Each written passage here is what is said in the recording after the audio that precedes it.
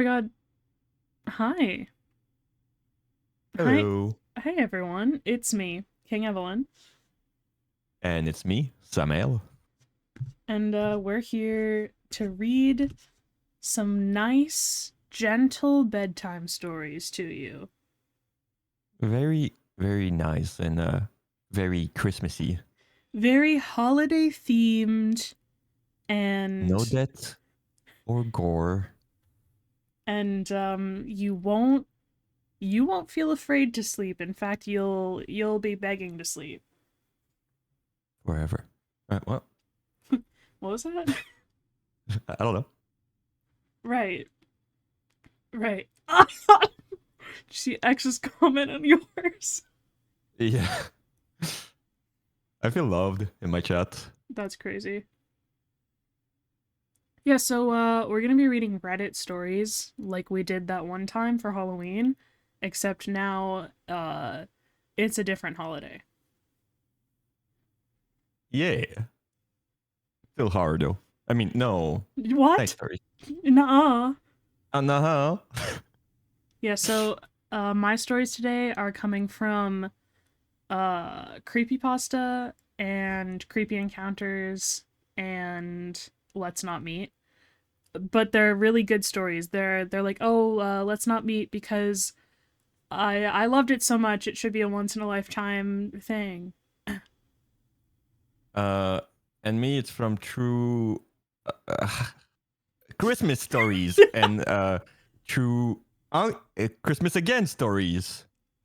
Right. Right. Maybe turn down the background sound just a bit. Okay. I don't have any background sound. We're Is this good? we're raw dogging it.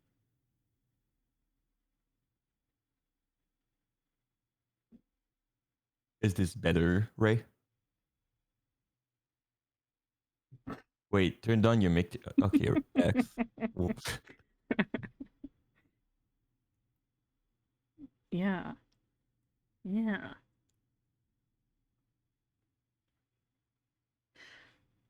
Okay. Do you want to go first or do you want me to go first? I do not mind. Okay. I don't have a funny creepypasta this time. But let's see. Do I have something that is short? I'm going through my tabs. The video is still louder than I am. I just lowered it quite a lot. Is this better? Can you still hear everyone?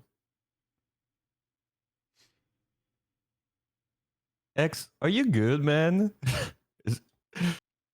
we don't need to do this whole stream, you know? Even he said I need to chill. Yeah. Why not? Why not what?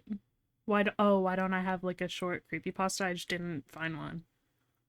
I could always read Mandor Handhook Cardor again, but whoa, it's too scary. This is Too a gentle scary. We bedtime can't have that. story stream. So, All right, perfect. Ray says it's good on my side now, so we can start. all right. I let me do my like really short one cuz it's like it's okay. So let me get it out of the way. Okay.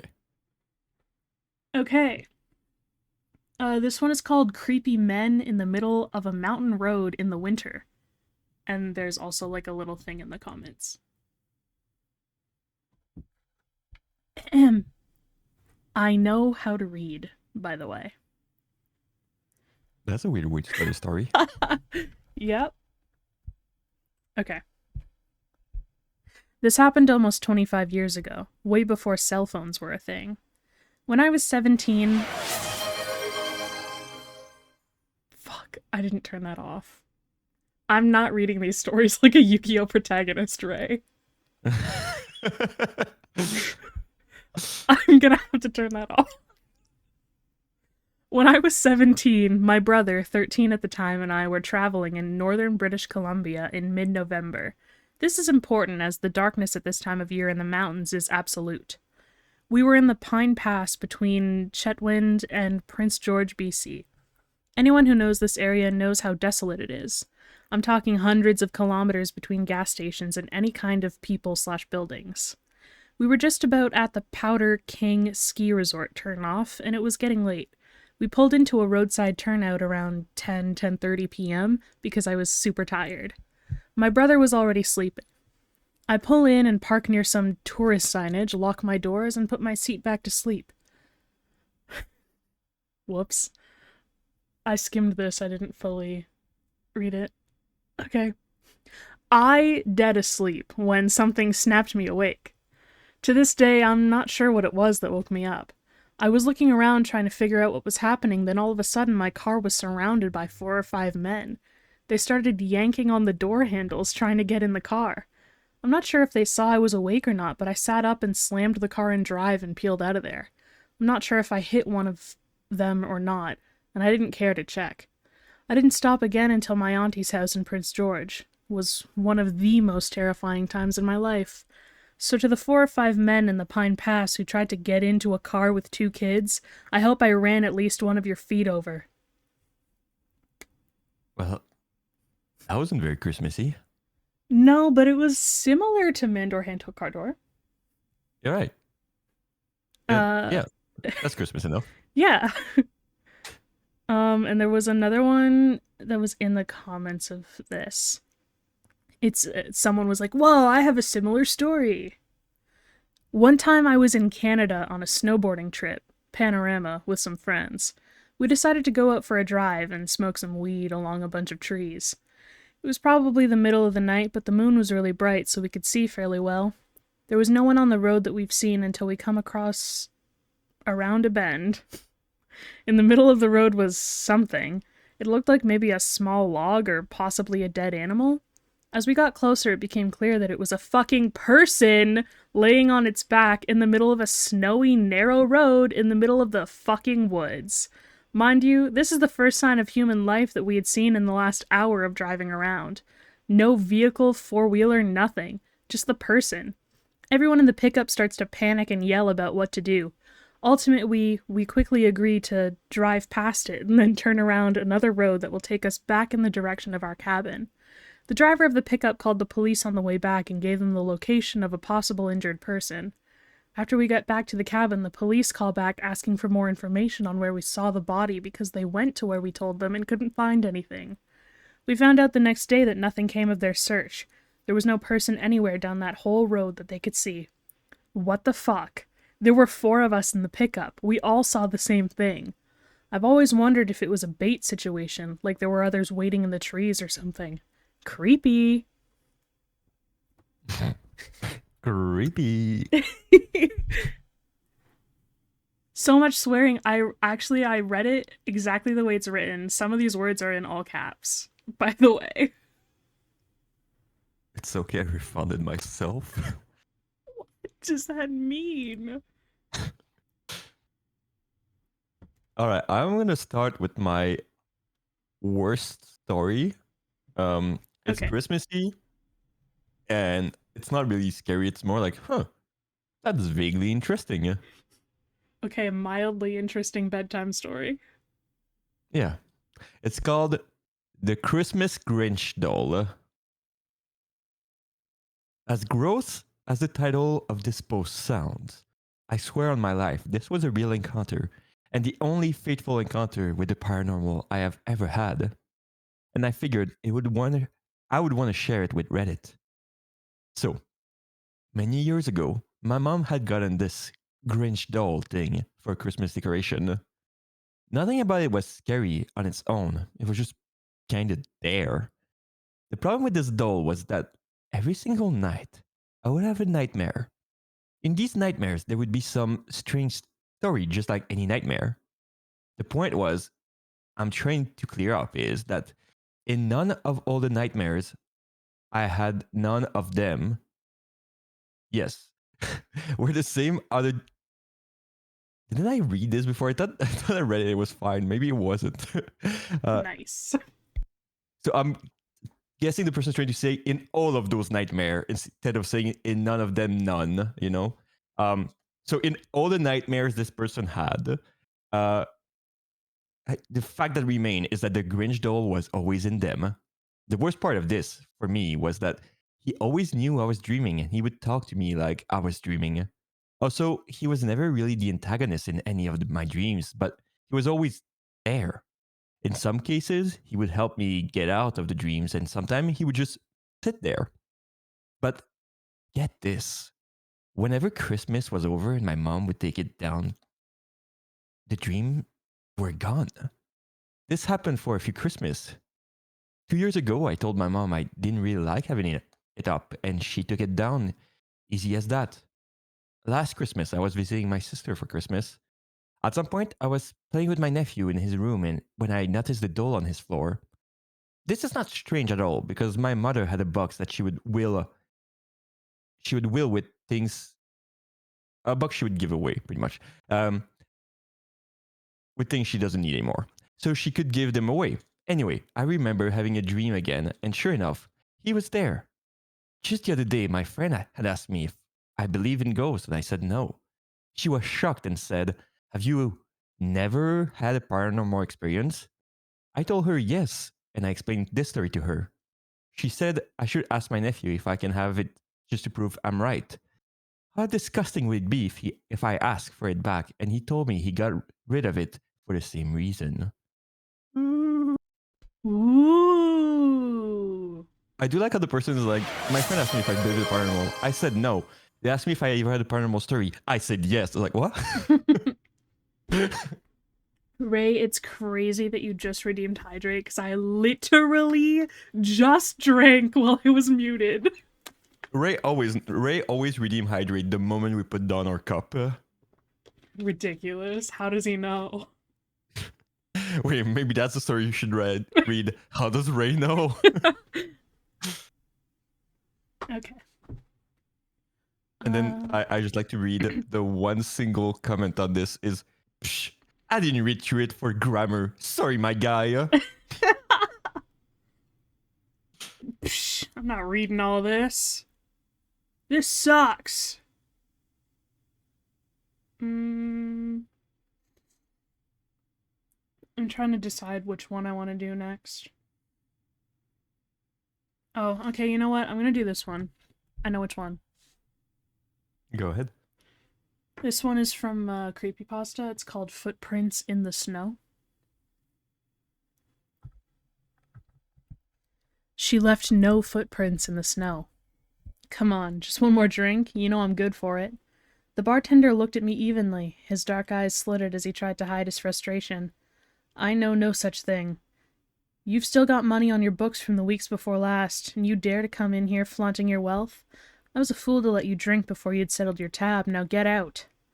The other drunks at the bar laughed, egging the bartender on as he crossed his arms.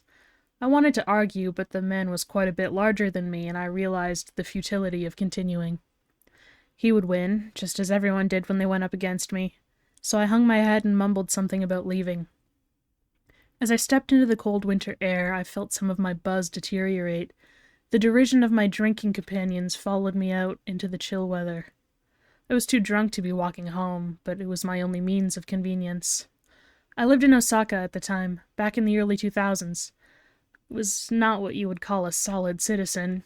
I believe the word most of my culture uses for people like me is neat. It basically means I wasn't enrolled in school, I wasn't working on a family, and I wasn't in a job. I'd never been a very diligent worker or a very good student. The jobs I'd had were menial and often didn't last longer than a month or two. My grades had been good enough to get me into several very expensive cram schools, but not into college. With no real prospects, I had settled into my life as a nobody. My parents paid for a cheap one-bedroom apartment in a part of town where you had to step over the winos as you stumbled home. They sent me money to avoid having me come to the house and bring shame on them. I didn't care. All my money went on booze or even less lofty pursuits, and I was essentially circling the drain. I suppose fate had another plan, because that was when I met a very special woman on my way home. I'd been celebrating a small victory that night, but it seemed that my luck had run out. I had a little extra money after my raffle ticket had brought a small windfall, and I had been buying drinks for a few of the barflies in an effort to get some female companionship that evening. They had taken my drinks and laughed at my jokes, but when the money was gone, so were they. I had drunk up all of my extra money, and after having no luck mooching drinks from the usual bar patrons, I was forced to head home. It was early December, and the snow on the ground was only an inch or two. The black ice glistened treacherously from the damp pavement, and I was trying my best not to weave too much as the bracing air took some of my buzz with it. The streets were mostly deserted, a few late-night pedestrians here and there, and the lights were far from seasonal. We don't really celebrate Christmas in Japan, not like Americans do, and the lights here were usually from the billboards or the advertisements that lit the night as well as the street lamps. I had turned a corner, heading for the trendy part of town I'd been drinking in, and into the less savory area where I lived, when I first saw her. I stopped for a moment, not quite believing what I was seeing. It was a youngish woman, with long black hair blowing in the winter wind, and her bare feet walking delicately atop the snow. She was dressed in some kind of a robe, a wrapper too light for the weather, and I followed behind her as I tried to find the courage to speak to her. If she was out here and so little on a night like this, then she had to be as drunk as I was. Either that or on some kind of drug. But neither of that mattered much to me. There was heat in my apartment and a little more beer in the fridge. We could get warm together, maybe have a little drink, and watch the sun come up over the edge of my balcony. In her current state, I had little doubt she would be glad for a warm place to stay, and as I quickened my pace to come even with her, I tried my best to find an opening gambit. Good evening. What's a beautiful flower like you doing in the snow? Now that we were even with each other, I could see her better. Her skin was as perfect as a china doll, her complexion smooth as porcelain, and her hair and her color as pale as milk. Her eyes were small and dark, focusing ahead as she made her way towards wherever she was going, and it almost seemed she was ignoring me. That was nothing new. Women often pretended they couldn't see me, but it was the little glances that kept me invested. She kept glancing at me with these coquettish glances, favoring me with these intriguing lifts of her thin lips, and they kept me interested. Aren't you cold? I know somewhere you can come to warm up. Your feet must be freezing. We were about 5 or 6 blocks from my apartment, and since she seemed to be heading in that direction anyway, I thought my luck might be turning around. The two of us kept walking, me chatting away as she glided across the icy sidewalk. She seemed immune to the black ice that sometimes tripped me up, and I began to notice how smoothly she moved.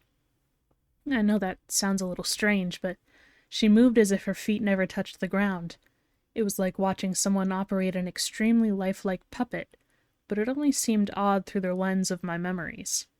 At the time, I was just a drunken, slightly amorous male who was hoping to trick this clearly intoxicated woman back to my apartment. I'm not the hero of this story, that should be obvious. What's your name? I asked, realizing I didn't even know what her name was, but all I got in return was the same sly side-eye. Her face was utterly emotionless until she glanced at me and smirked. She seemed to know how to keep my interest, and I had become less flustered by the wind the longer we walked. I felt myself slowing to match her pace, my wet socks and cold feet no longer bothering me, and as we turned onto a familiar street, I realized we were about 2 blocks from my apartment. I could even see my window from here, the buttery yellow light spilling out onto the street through the dirty window of a sliding door, and I smiled as I thought about how the sun would look as it came in through that pallid portal. When she turned suddenly, I almost missed it. We were nearly there, the front gate to my apartment complex less than 20 steps up the road, and she had suddenly glided into the space between 2 buildings. The alley was a known haunt for winos and bums, and I found myself standing at the entrance as I watched her stroll into the semi-darkness.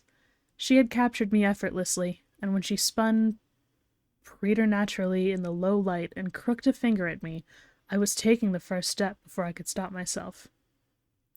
Luckily for me, the black ice got me before she did. I slipped, falling onto my butt, and as the cold rushed over me, I sobered a bit.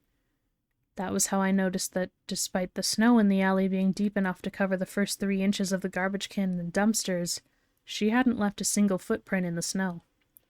I looked back and saw that the only footprints back the way we had come were mine, and that was when something hung in my booze-soaked brain. I think it meant to say brain. I don't know, though. Beware of the Yuki Onna, my son, my mother had told me when I was very young. Be careful that she doesn't get you while you're out in the snow. I'd stopped on my way out the door, my sled under my arm and my boots unmarked by moisture as of yet, and asked her what that was. Yukiona sometimes hunt for handsome men and try to take their life force. It stalls them through the snow. I can read. I promise.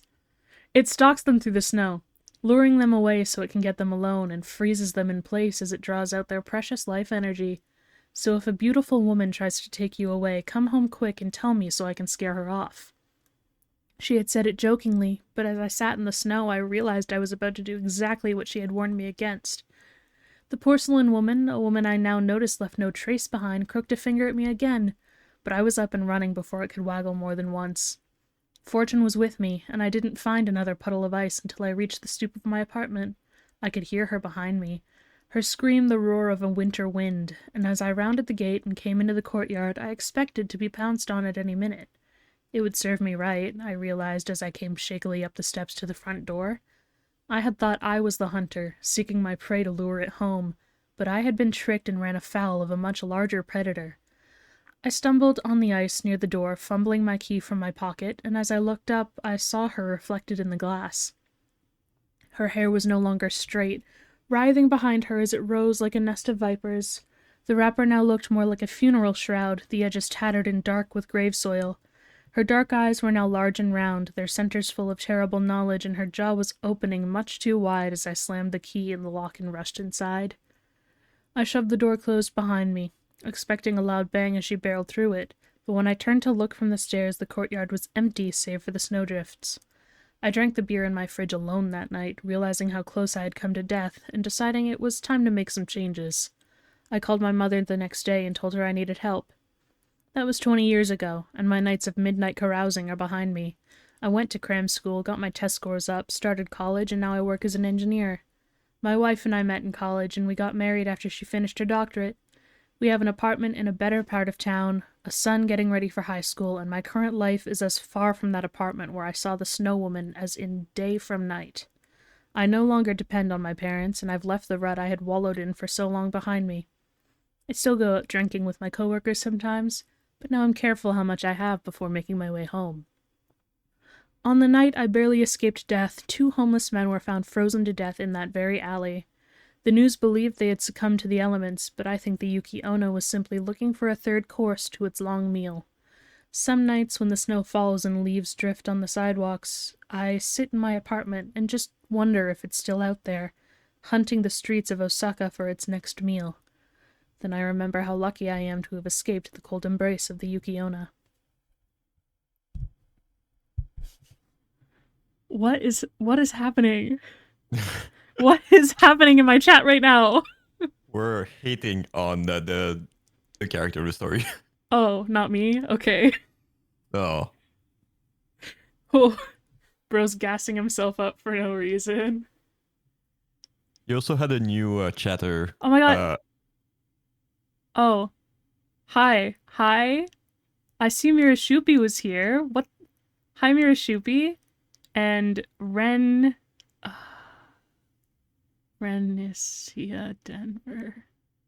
Ren is... Yeah, I'm trying to figure out where the... What do you think it is?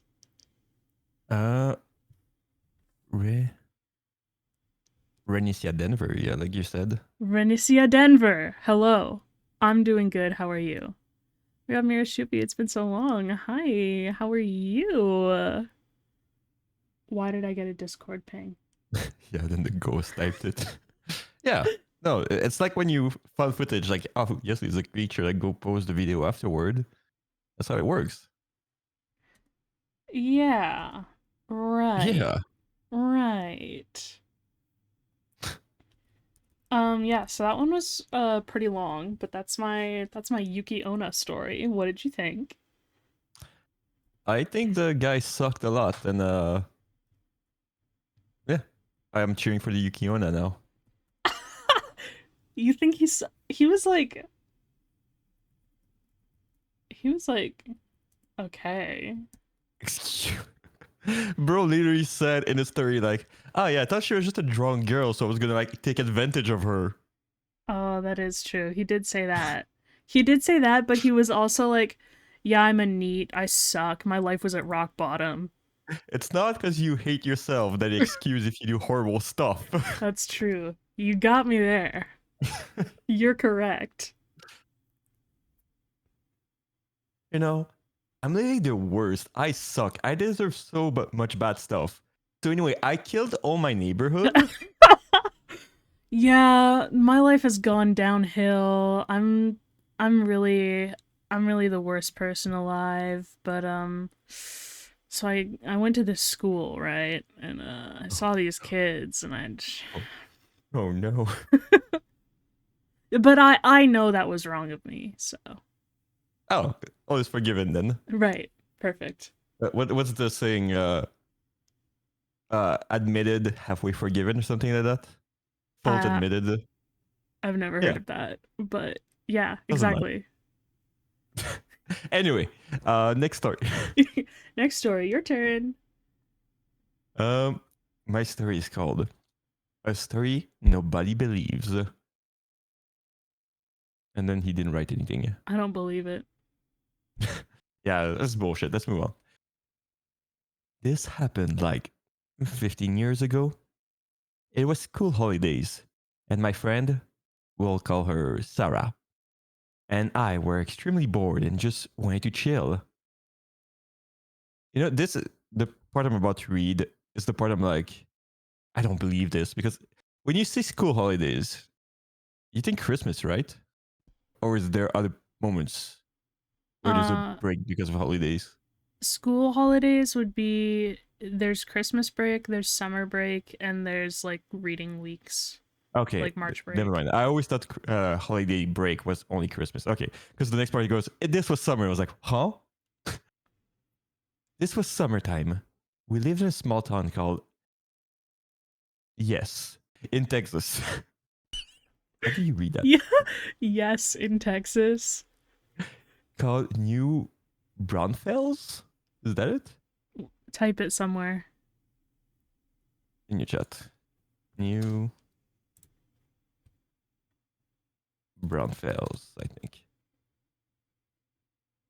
New Braunfels, I guess. New Braunfels in Texas. Everything kind of spread out. Anyway, it was around midnight and we didn't know where to go. So we just decided to go to the park. It's a little big. We were there for an hour or so. Nothing unusual. Until we both saw someone or something crouch on a table. First off, a little word weird. Someone else being in the same park at this time. What's creepy as fuck is that this person was crouching on top of a fucking table. He wasn't even sitting on the bench. What really fucked me up was because I didn't look away, I kept looking closer between parentheses. I noticed that there were wings. The body was completely human, but had fucking wings. The part that I'll never forget. All of a sudden, the most blood curdling scream, like a woman being stabbed to death. But it sounded like a woman. Huh? But unhuman at the same time. Like a scream that a normal person doesn't do, but a scream animals can't even make. Almost like those screams in a movie that a demon or something makes. Then it just stands up, and this fucker has to be 8 feet tall, minimum. We both ran as fast as we could. Have you ever ran to your lung max capacity? I ran until I had no air left in my lungs and then kept running until I had to slow down because I was coughing too much. We knocked on people's door and kept getting threatened that they had guns and will shoot if we don't leave. You know what? That makes sense. It's in Texas. We were literally we were literally locked outside with this thing. I kept looking into the sky because this reminded me of Jeepers Creepers, the movie.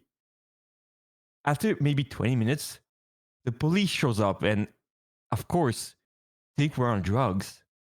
But when to let us go, I walked the rest because I lived a few blocks away.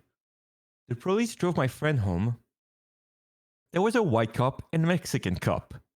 When the Mexican cop heard the story, he pretended like it was just a made up story, but the look on his face said he knew something about the thing that nobody knows. He knows he he knew something. we'll stop the sentence there.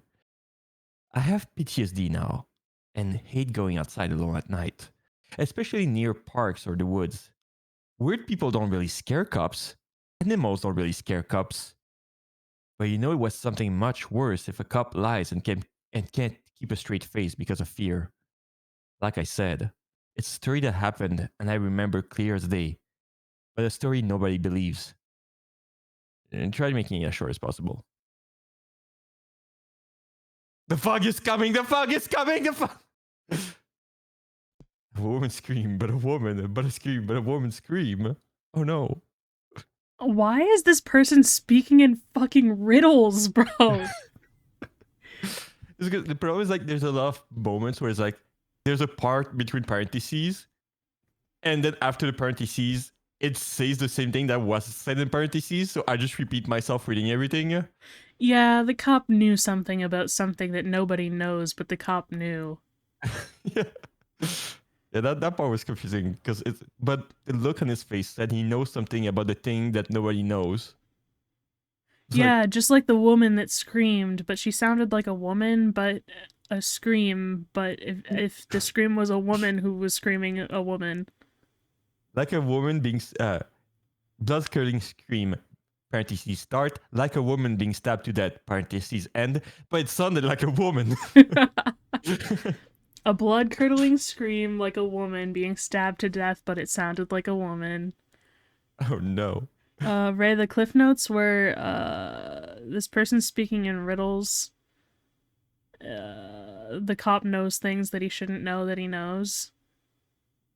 And there was a person with wings crouching in a table, and that it made a woman blood-curdling scream like a woman being stabbed to death. But it sounded like a woman. Sounded like a woman. Yeah. Yeah. Bars. Great story. Absolutely. All right. Are you going for another one, or do I? I'll no, it's your turn. I'll go for another one. I got one loaded up right here. Hooey. I'm not gonna read it like that, but honestly, I think I read better sometimes in a little accent instead of my own voice. Yeah, do it as a Yu-Gi-Oh! Dueler voice. I can't. Ray already refunded himself, so I'm not doing it. Alright, well, I'll just redeem it. What? Hold on. What? Okay. Let me choose a different one for that then.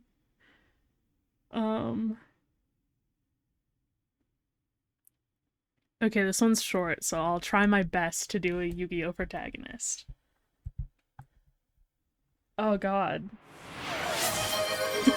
Ray also did. Okay. I'll try my best. It's short. Handprint and muddy footprints. It's already bad. No, it's perfect. This happened a couple years ago in the dead of winter. We had a big snowstorm a few days before, and the snow was starting to melt. My husband was leaving for work at 4:30 a.m. those days. I didn't wake up until 6 a.m. It was time to leave for work, and with it being so cold outside, I needed to warm up the car before leaving. As I walked outside, I found muddy footprints on my walkway and porch. Not shoe prints, footprints. I got a very unnerving feeling about this, so I went inside and got my dog. In case someone was still out there, she would alert me. As I turned around to go back inside, I noticed a muddy handprint on my door. This scared the crap out of me. Someone tried to get in. I brought her out with me and we started up my car and went back inside until I left for work. I tried to tell myself that maybe it was my husband, but that makes no sense. He doesn't walk around barefoot outside ever. When I got home, I investigated a bit more and realized my footprints went up to my door, but there were none leaving. I noticed indents in the gravel below my front window, so I'm assuming they walked into the gravel and into my yard, where I wouldn't be able to see footprints. I asked my husband about it when he got home, and it wasn't him, and they weren't there when he left in the morning. That means sometime between 4:30 and 6, someone tried to get into my house. We never figured out who it was. The police couldn't do anything since no crime was committed. We got cameras and it hasn't happened since. Still freaks me out to this day.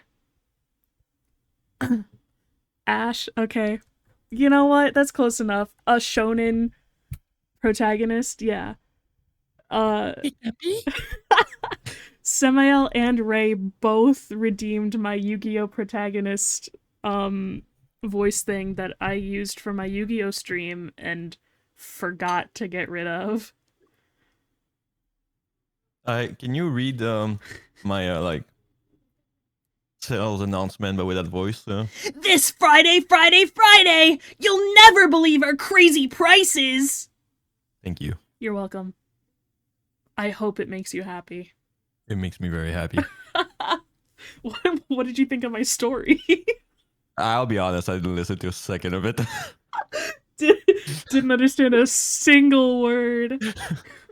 I was too occupied just having fun in chat and not pay attention to what the story was. King has such a way with words. Okay, so the Cliff Notes is that let's see. There were footprints, not shoe prints, footprints leading to their door and a handprint on their door. But there were none. And her car door. But there were none leaving, just leading up to her door. There was a story. We weren't just here for the actor. No, there was a story. That's crazy. Yep. So that was mine, and it's your turn now. All right. Thankfully, I don't have any voice redeem on my channel, so Can you add a Yu-Gi-Oh protagonist voice redeem to your channel real quick? especially not for this story. No, No. this is probably like my longest one. Oh, okay. It's called Skinwalker Encounter. No. Hey. I don't know if you know, but you're not actually supposed to say that. So let me start reading Skinwalker Stop. Encounter. My God. Hello, everyone. I recently had a quite terrifying experience that I need help getting answer for. I never thought I'd be typing this up on Reddit, but here we are. I'm a 22-year-old guy from the UK, from a small town in the middle of nowhere. When I say middle of nowhere, I mean dead center of England. Sorry. Anyway, I suffer with a real bad... I suffer with really bad anxiety and depression, which sometimes lead to scenarios in my head, or terrible dreams. And the past 3 nights, I've had 3 things happen. 2 dreams and an encounter. Before I start, I'm going to say I've always had slight suspicion that skinwalkers, Would you? Wendigos, and all these so-called monsters are real. And I've always had a real strong interest in them, but never would I have thought I might have encountered one. So it all started this past Tuesday night. I got home from work at 3 p.m. and did my usual routine. Ate, scrolled on my phone, and I had a nap. I would wake up. Okay, there is no comma there. I would wake up, hop onto my Xbox and talk to my friends. I come off my Xbox at 11:45 p.m., brush my teeth, have a glass of water, and set my alarm for 5:25 and 5:30 a.m., ready for work. As I set my alarms, I had a really sickening feeling in my stomach. The feeling that something or someone was watching me. Now, this could be possible.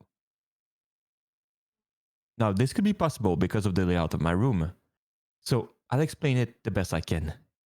In my bedroom, you walk in, and the first thing you'll see is my window, big enough for me to climb out of and stand on my roof.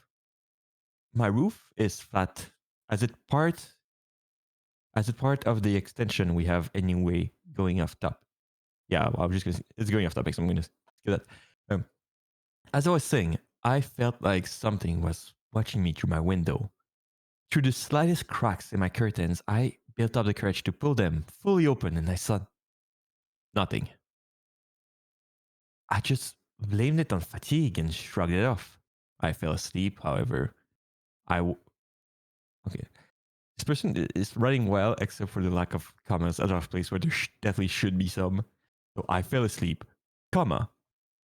However, I woke up and heard my name being called repeatedly in a slight, tainted whisper. I got up and walked out of my house, with everyone still asleep. I decided to walk up my street. However, I noticed my street was not getting any shorter in distance. I realized something was calling my name in my dreams. After what felt like weeks of walking down my 50-yard street, I started to move toward the end. The dream was allowing me to move toward this thing calling my name, which was not a normal tone, still tainted, but was louder. I walked. I walked what would usually be a 10-minute walk to an old abandoned building that had always intrigued me growing up. Suddenly, in this dream, I smelled this putrid smell, best described as decaying meat. As I got closer to this building, the smell was so overwhelming that I didn't really notice that this thing was literally screaming my name. J, J, J, J, J, J, J! I use this as a I want to try and stay anonymous. Thank you. Was echoing through my head. As I walked across to this building and got to the door, my alarm went off and I woke up startled, wondering if I was actually awake or not. I was, huh? I was my dad.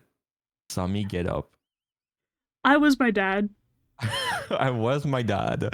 Saw me get up, and I swear to you guys, he said, "You look like you've seen a ghost." I went to work a bit shaken up, but got on with my day. I mean, I think the scariest part is that you were your dad, but we're going to move on from that. I get home from work, same time, same routine as the day before, and was still wondering what on earth my dream was about and what it could mean. I was on my Xbox talking to my friends, and I explained my dream. One of them said, "Jay, that sounds like a skinwalker trying to communicate with you." Samael's gonna die tonight. Oh, wait, let me reread this. "Jay, that sounds like a skinwalker trying to communicate with you." No, I know they're trying to lure you in and stalk you, but never have I once heard someone say one trying to communicate to someone. At this point, I was terrified, and I called it a night. Earlier than usual, did my usual scroll and hygiene before sleeping, and I went to sleep. As I was falling asleep, that same feeling hit me, like I was being watched again. So I looked out my window and saw nothing again. But I was a lot more aware now. This is where shit gets very real and still makes me want to throw up every time I've spoken about it to my friends.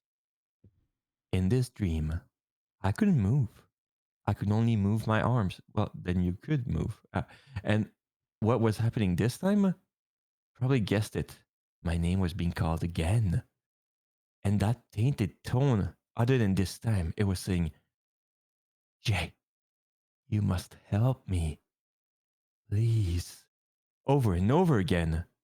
I heard scratching at my window, long scraping sound like nails on a chalkboard. Apart from this thing was taunting me. "Let me in! Let me in! Let me in! Let me in!" Okay. I felt like it. All right.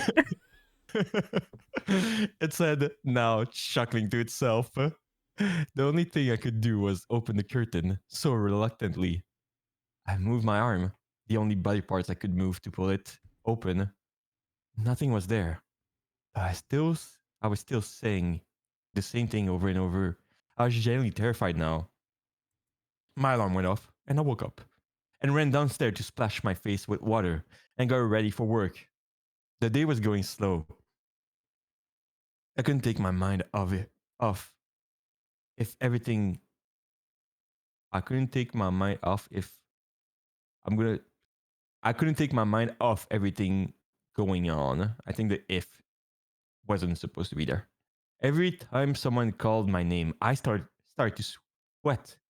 I got home, but decided maybe it was the hour-long naps I was taking that was causing all this. I know that sounds stupid, but honestly, I was trying everything I could to figure out what this was. I decided to go on a walk last night, get some fresh air. However, I thought I'd take the route the dream was taking me in, the first dream. Thinking of it now, it was the worst possible idea I could have done in this situation, but I did it anyway. What an idiot. I, As I was walking to this old abandoned house, I noticed it was very quiet for a nice evening. 1 to 2 cars a minute. It was only 8 p.m. I said, huh, that's weird. As I got closer to the house, that same gut wrenching smell hit me. And that's when I heard it. Jay. I felt the color drain from my face. I felt like my whole world got turned upside down. I was too terrified to even notice. I was stood outside of the house. Behind this house was a massive garden with lots of trees. A little forest, if you will. As I investigated the area, I saw it. Two large green glowing eyes staring into my soul, like two burning flames shooting through my soul. From a distance, it looked maybe 5 feet tall, but I slowly watched as it grew to 8, no, 10 feet. It stepped out of this little wooden area, and what I saw still gives me the chill. A large deer looking figure, standing on its hind legs, staring daggers into me. It had half a face. It had half a face, a skull with pieces of flesh hanging on by threads. It had a large snout that had yellow saliva dripping from its mouth, and slowly moved its bony stiff arm, which should have hooves, but instead had a humanoid hand and pointed at me. I've never ran so fast in my life. I got home, locked my door, ran to my room, closed my curtain, and locked my door. But he I'm already typing locked his this up. door. He locks the door, all the doors. I'm typing this up a day after it has happened. I locked the door of my computer. Okay, it doesn't say that. Terrified of another dream or it being at my window tonight. I need your opinion. What have I encountered? Was it my mind playing games with me, or did I just encounter a skinwalker or a Wendigo? Thank you for listening or reading this. I'll update this if something new pops up. Oh, yeah, I forgot to say. The name of the abandoned building is Springfield Asylum. The end. Oh, Anyway, Ray in my chat says, yeah, kind of like a skinwalker or a Wendigo. Yeah, kind of like that. you're tempting fate for no reason. You're tempting fate for absolutely no reason. I mean, I have to read. It's in the story. What do you expect me to do? Right. It's not my fault that the story kept saying Skinwalker and Wendigo. You know, I Well, don't. it's not currently saying it though. It's like it's not like I'm the one who picked the story, so I don't have a choice.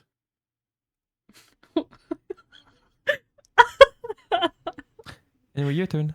My turn. Oh, wait, there's a deer outside my window.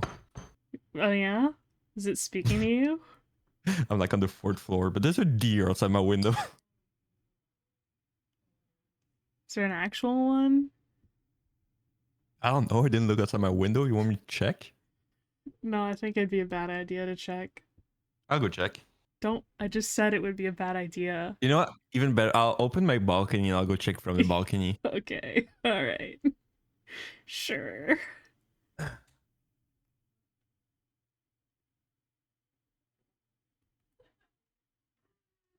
Yeah, no, I don't see any deer.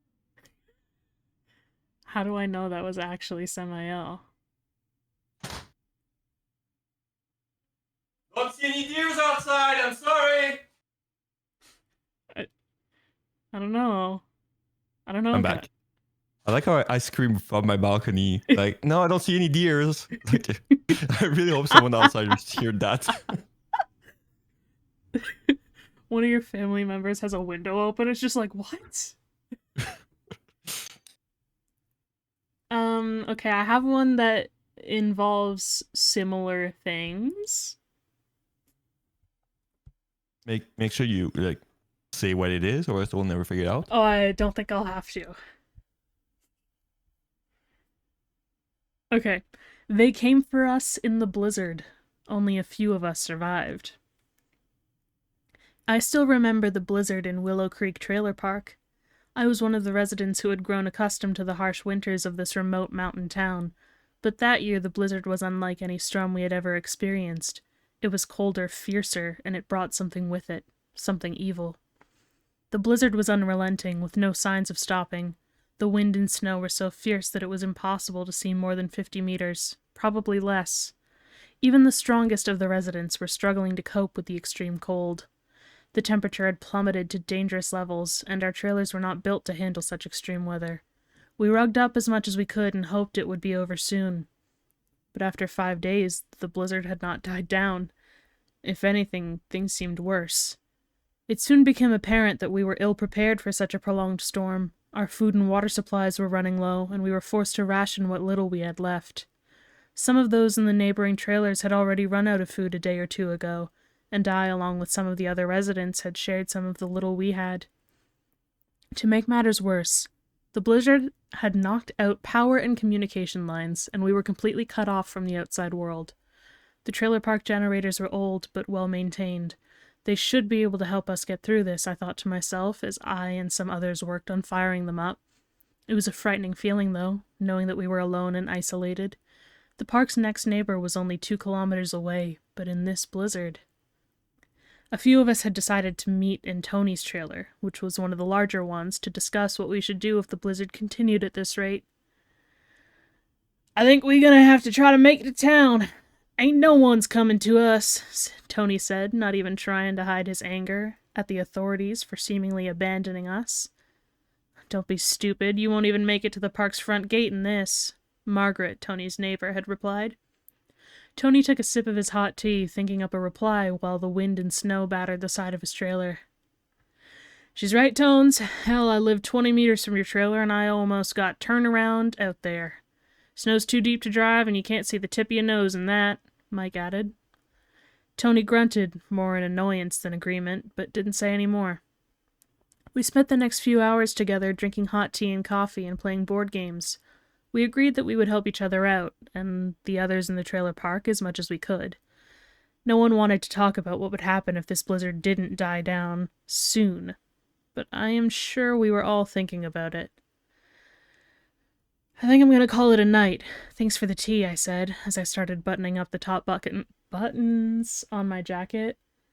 That chat clipping thing is so distracting. As I started buttoning up the top buttons on my jacket.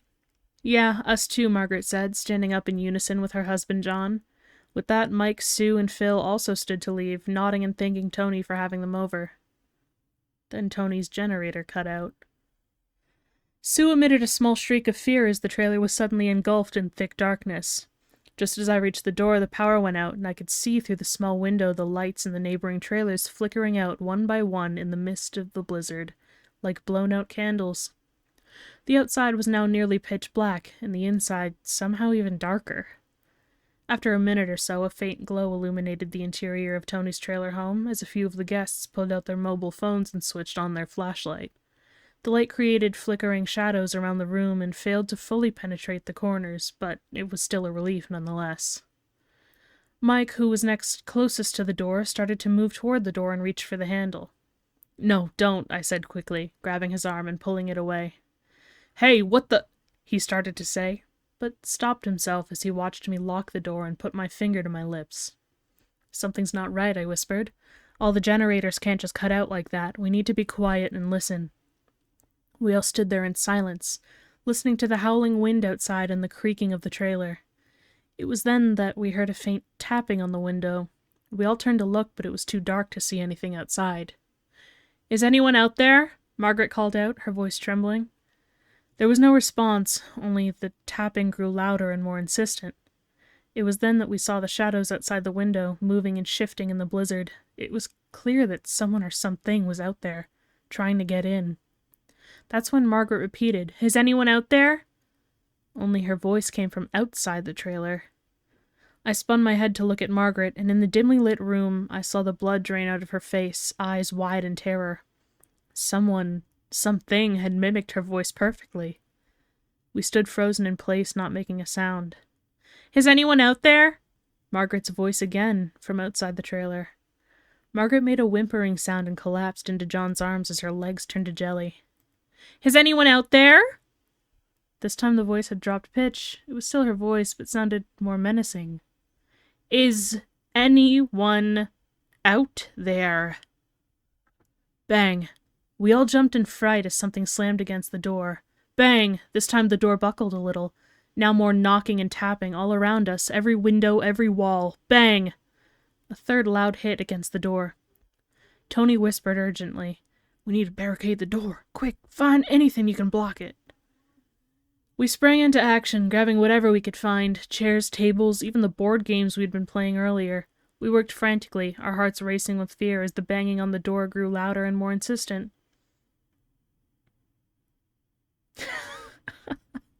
I'm not gonna say that. Finally, we had piled enough furniture against the door to make it difficult for anyone to get through. Tony quickly gestured for us to move to the back of the trailer, away from the door. We stumbled over each other in the darkness, trying to get to the back of the trailer as quietly as possible. The tapping and banging on the door, window, and walls continued, growing more frantic by the second. We could hear other sounds now, too. A low, guttural sound, and snarls that seemed to be coming from multiple sources. We huddled in the darkness, listening to the sounds outside, afraid to move or make a sound. Then, suddenly it stopped. It was peaceful outside, except for the sound of the blizzard. As we listened, we could hear the distant sounds of other voices, those of our neighbors. We cautiously approached the windows and peered outside. Despite the rapidly falling snow, we could observe shadowy figures near the adjacent trailers, contorting in unnatural ways. With their jerky movements and hunched postures, they beckoned to our neighbors. "No, don't open the door," I heard myself whisper, as I watched in horror as they did exactly that. Through the darkness and the snow, we watched in horror as the figures ripped the doors open and dived into the trailers amidst screams of terror. "No," I heard Margaret whimper, as we were left to sit helplessly and listen to the deafening screams of men, women, and children echoing out around the trailer park. This was the longest night of my life. I can't say for certain when the final scream was heard, maybe around 3 or 4 in the morning. Overcome with terror, sadness, and exhaustion, we dozed in and out of sleep. One by one, we woke to an unusual stillness that had been absent for a week. The blizzard had finally subsided, and the sun was peering through the last of the clouds. We took our time, but eventually made our way to the windows. Looking outside, we saw the park and all the trailers blanketed in layers of snow and our neighbors. Standing in the snow, staring at our trailer. Their faces contorted into a sinister, unnerving grin that betrayed a hunger rather than happiness. We fled the trailer park, certain they would chase us down. They who had replaced our neighbors. But they didn't. They just watched us flee, standing in the snow, with the terrifying grin plastered on their faces. We never returned to the trailer park. We abandoned the little we owned, and now all have a share unit 2 towns over. It's still too close for me.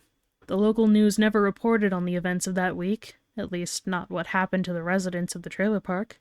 But the Weather Channel warns that another blizzard, possibly more severe than the last one, is on its way. We have stocked up on enough supplies to last us a month, even longer if needed. If you find yourself in the area when the storm hits, I urge you to do the same. And don't open your doors for anyone, especially not you.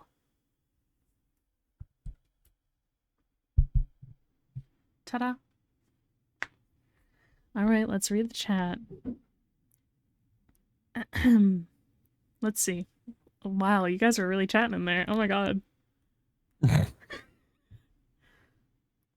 A creature? Creatures? Tony is sus. It's because Tony's rich. Eat the rich. Wait, you're saying creature. That's not what I wrote. And then become a creature due to cannibalism. Oh my god, you remembered me explaining them? Huh? Clip that. Twitch really wants to clip. Remember, bro, I already know. You didn't. I knew that before you ever said that. I know how they become Wendigos. It's Santa. He's right there outside the window. Lost signal for gift giving. What could have mimicked her voice perfectly? You know, the creature. You want me to answer? You don't trust Ray. Well, Ray already told you. Ray forgives you. Surely I know the answer. Only I would know. Well, I'm telling you that Ray got it right, so there we go. We both had ads at the same time.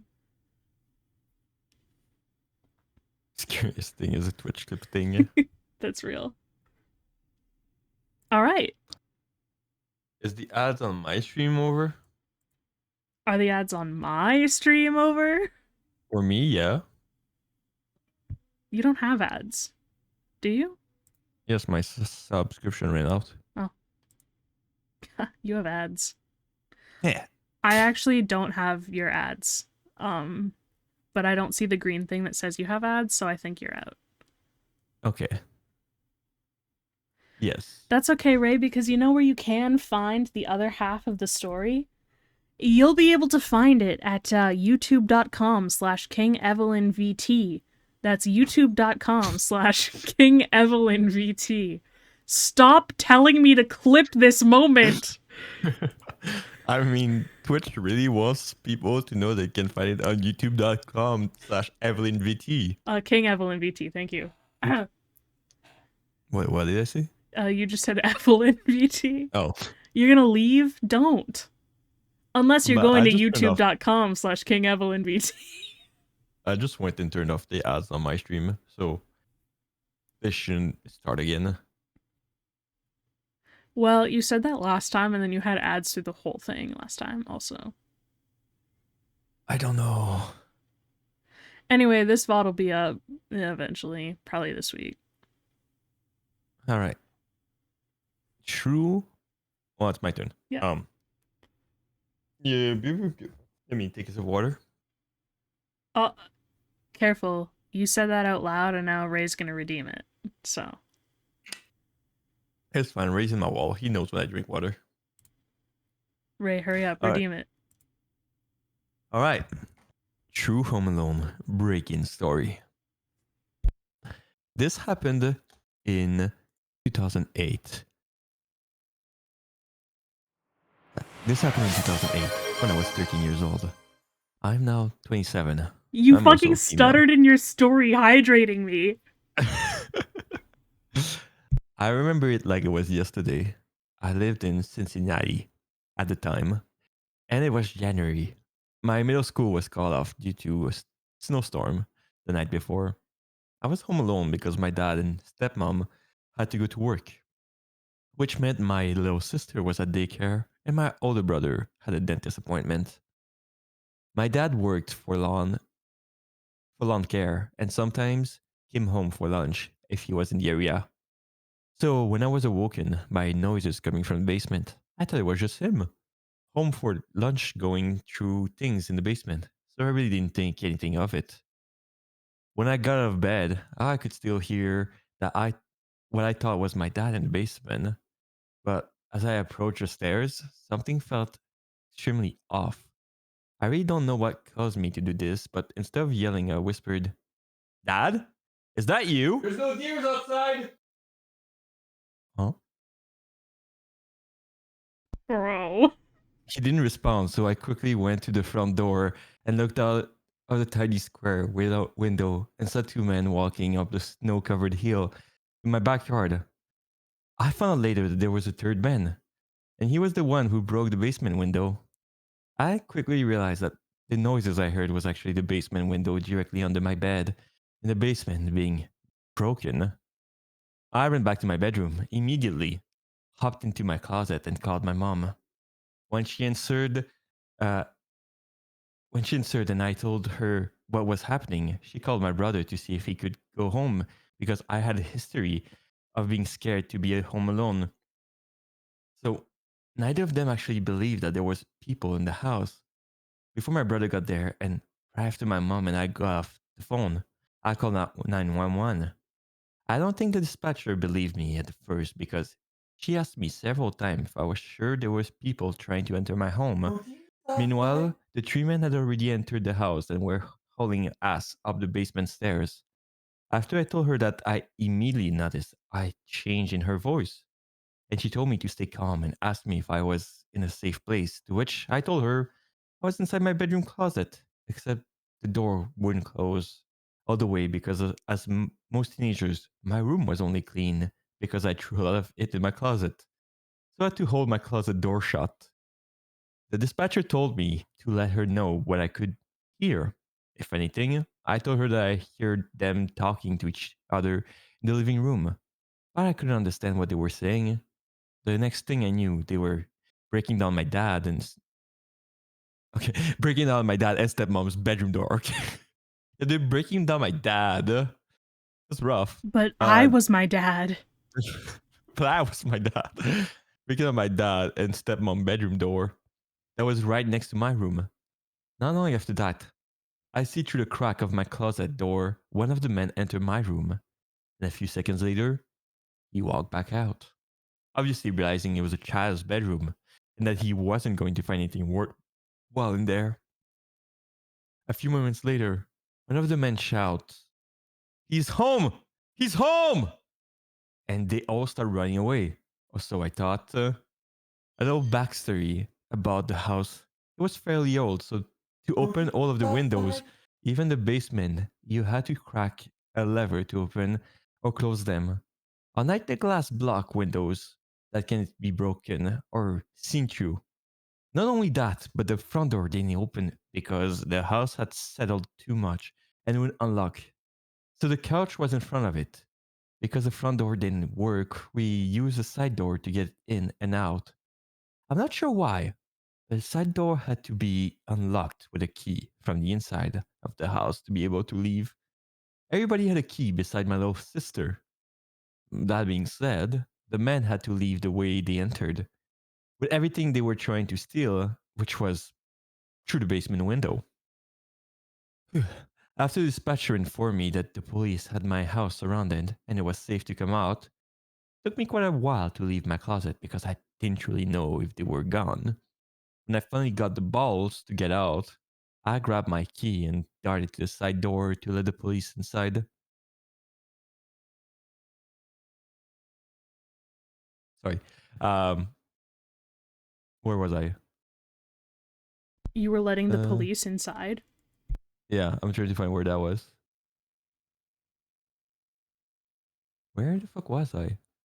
Sorry, chat. Sorry, everyone. Brother can't. No. Didn't Yeah. really know if they were gone. You just have to let the police come inside. Hey, yo. Oh, police inside. I didn't see my brother anywhere, so I didn't know if something had happened to him or if it was ever him who came. Don't end the sentence like this. Not long after I led the police inside, my brother came inside, walking inside the dining room. I jumped up so fast and don't tickle in my fucking ears. I jumped out so fast and gave him the biggest hug I'll ever given him. When the police asked to tell them what happened, I heard my Mount brother. Yeah, I heard the Mount brother. Obviously, they meant to write my brother. Tell them that when he got to the house, he walked up to the side door like he normally would. And when he was about to unlock it, he was met with one of the men through the window. He said the man cocked his gun, put it up to the glass, and said, "Hey, bitch!" After that, he said he froze up. And then, when he could finally feel his legs again, he ran up the street and started knocking on the doors. After about three houses, he knocked on the fourth, and a little girl answered. So he asked her to go and get her mommy. When the woman came to the door, she could see that he was frazzled. Never heard that word before. And asked him what was wrong. He told her that there were men inside of our house, and his little sister was inside. She called the police, and my then brother, huh? She called the police, and my then brother called our I guess, and then my brother called our grandparents to let them know how I was telling the truth. Yeah, The guy who was once my brother, my then brother. Like he no longer is my brother, but my then brother called my grandma. I asked the officer if they caught the man and assured me that they did. A little while later, a police car pulled up to the front of my house. And they had one of the men stand outside of it for my brother to identify the one who pulled the gun out on him. I was happy that they were all caught and that we were safe. My grandparents, my mom, both got there around the same time, and I just remember them all rushing up to hug me. My mom then called my dad, who rushed home, and my stepmom wasn't too far behind him. Understandingly, my dad let me go with my mom and stay at her house for a few days, and I also didn't go to school. The township, the, how did I read that? The township reached out to my dad and invited us to come to the town center about a week after the break-in to have a solemn trial. When we got the last part was not true.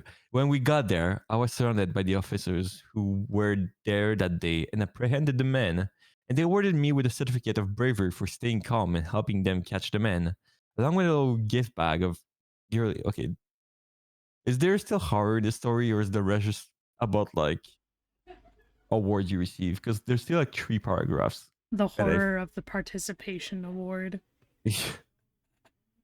I'll start the next paragraph, and if it's still saying about like the good stuff that happens afterward, I'm done.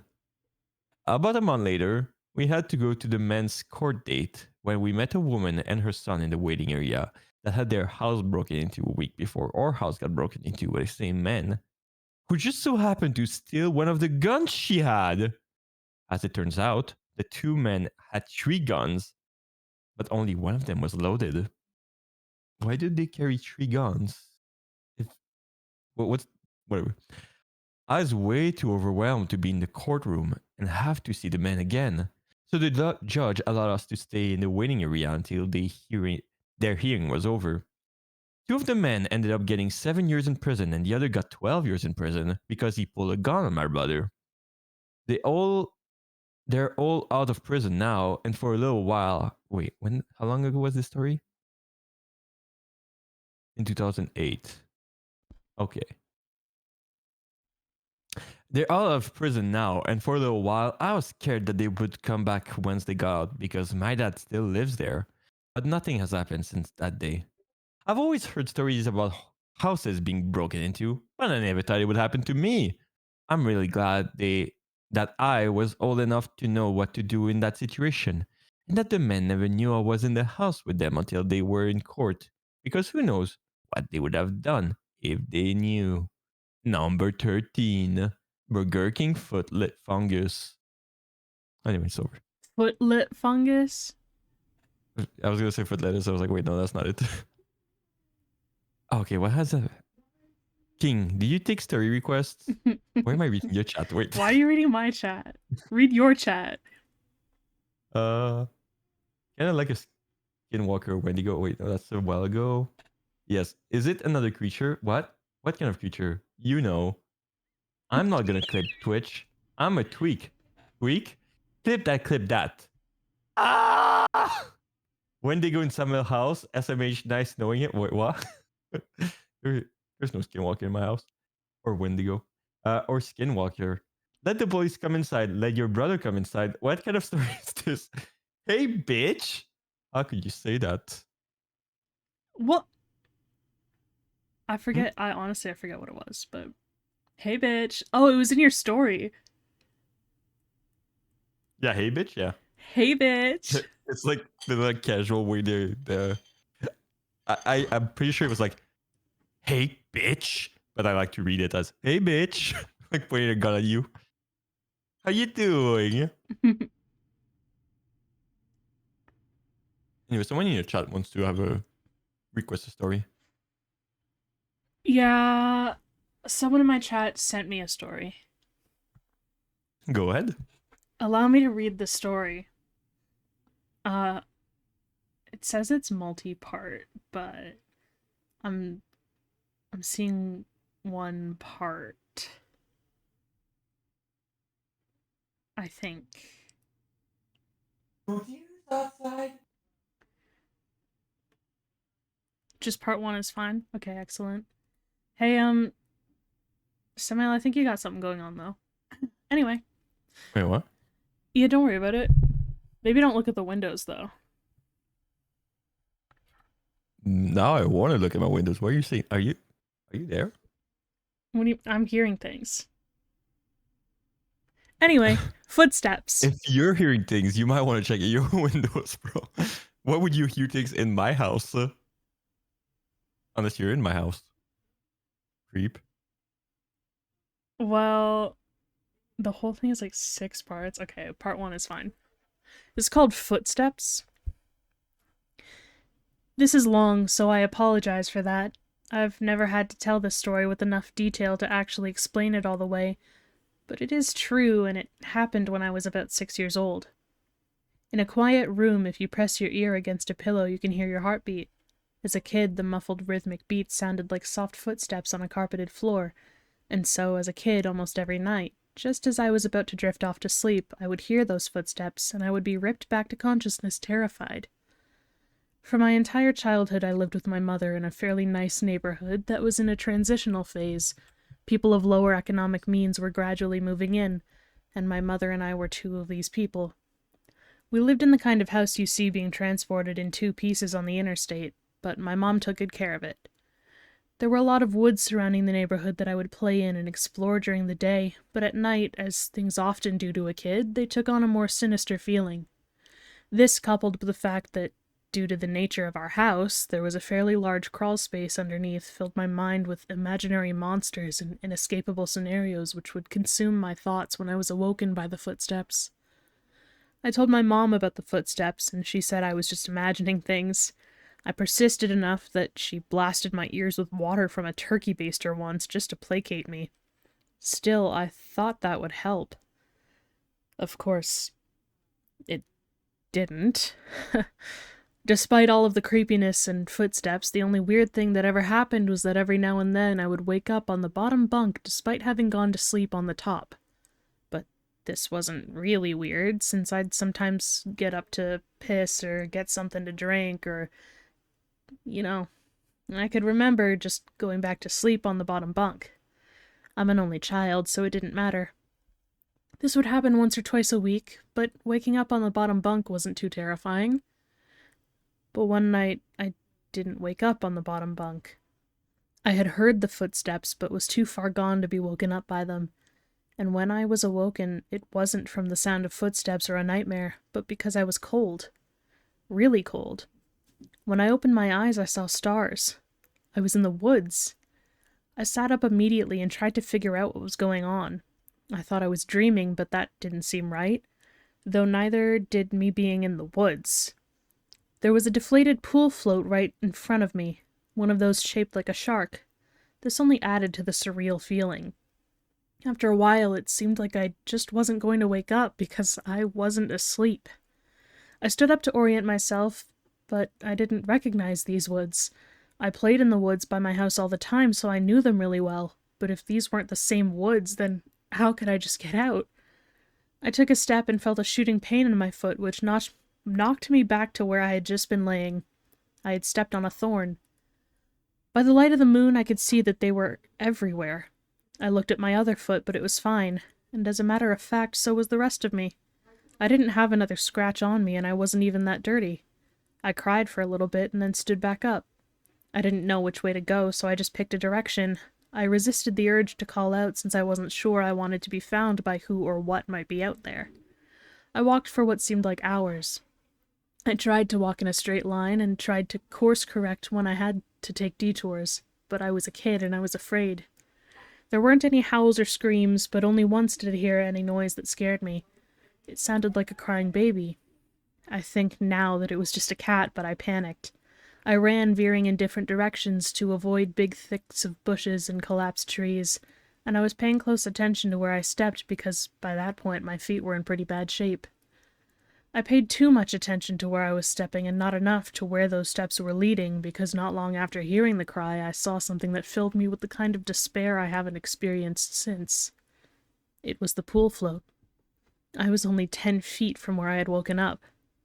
This wasn't magic or some supernatural space bending. I was lost.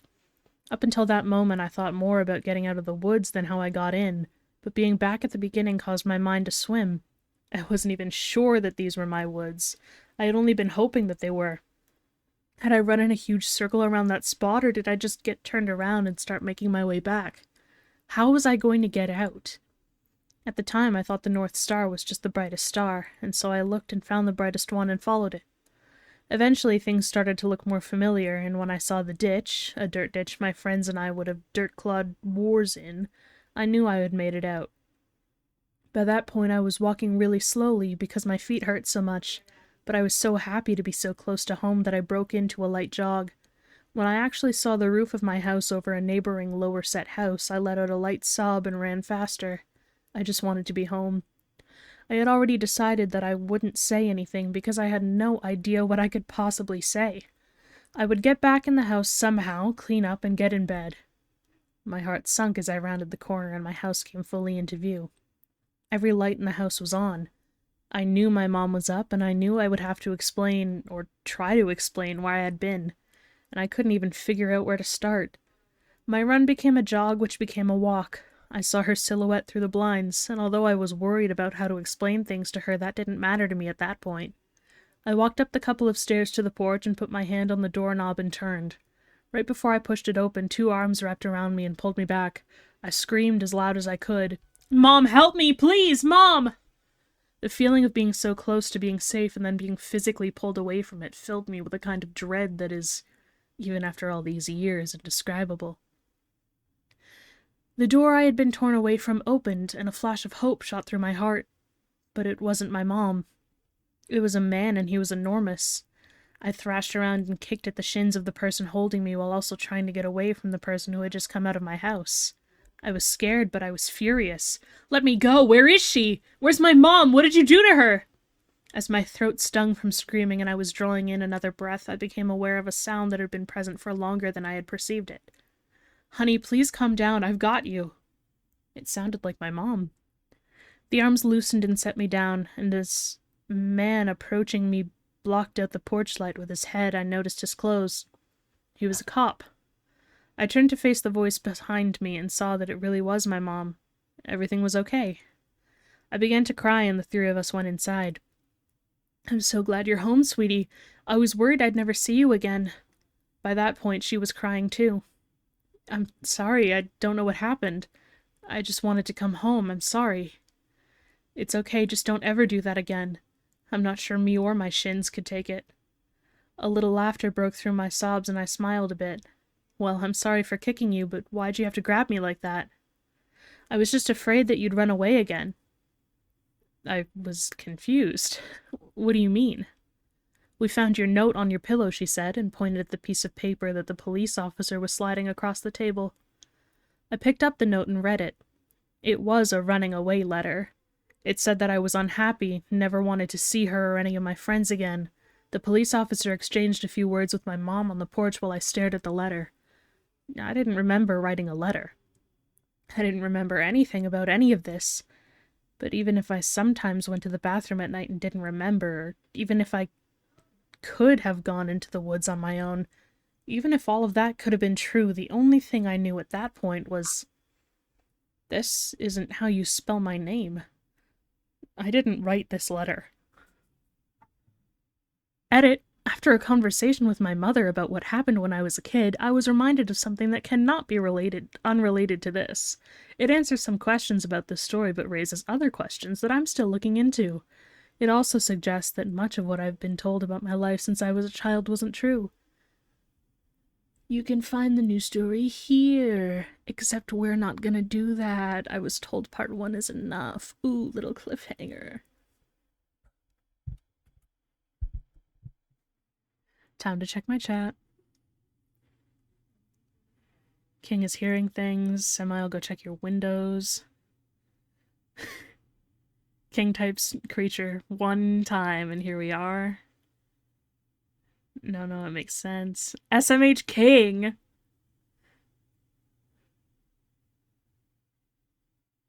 There's a hockey game right now? Would you stop it?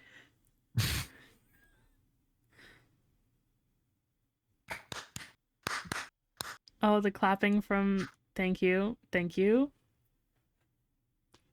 I've read your story for you. I'm sorry I could have done better, but I was reading it blind. I've read the story for you. No, pay up.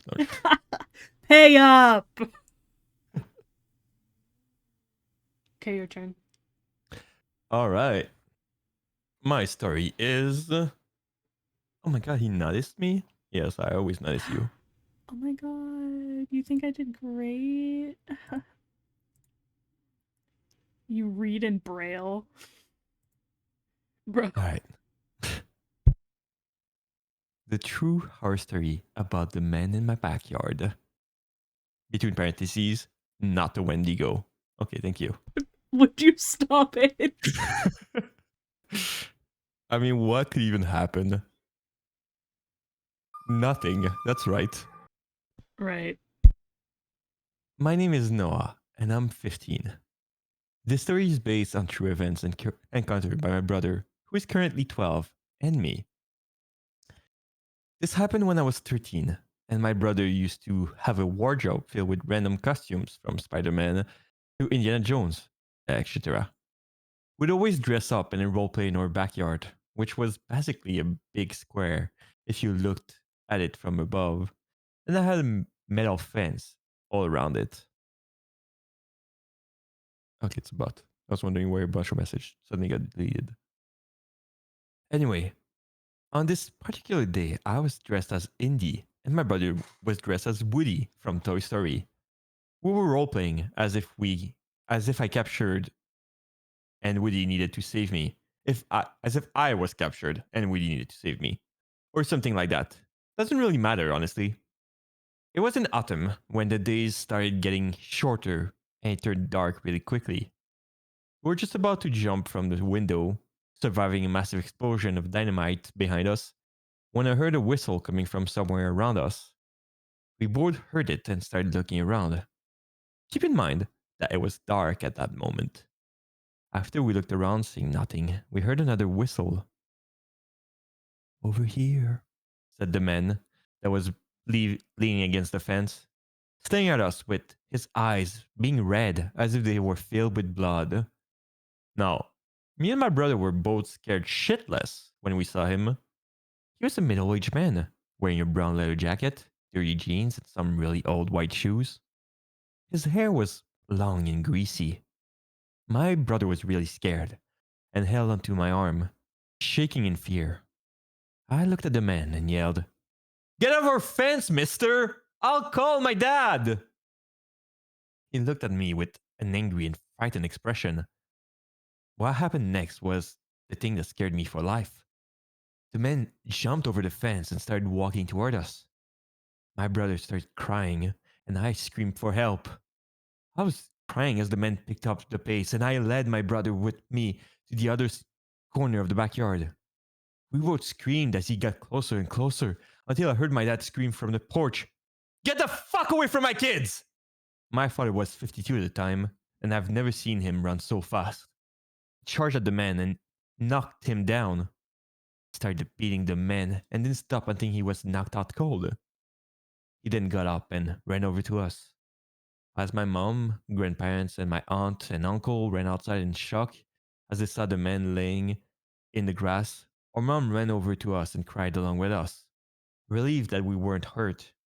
My uncle and grandpa held the man down as he tried to get up and run away, while my aunt called the police. After about 5 minutes, we heard the sirens. 3 policemen came up into the garden. 2 of them picked up and led the men to the car, while the other policeman came over to us and said that we'll have to come to the police station to make a statement. We went to the police station, made the statement, and went back home. Our parents, my brother and me slept in one bed all together because we were in shock. The next day, Detective B. Jaksic? I don't a name. The name is known, but I won't be shared for privacy reasons. Wait, so that's a made up name for the story and you made it this complicated? Why? Came to our door and we found out that the man was a serious sex offender. I'm so grateful that my brother and I weren't harmed, but I still don't know what would have happened if my family wasn't home. I don't know. I don't think I ever want to know. And that's the end of the story. I'll call my dad. I am my dad. I'll call my dad. I was my dad. I like how it's supposed to be like a made up name for the story to protect um privacy, and that's the fucking name the person picked.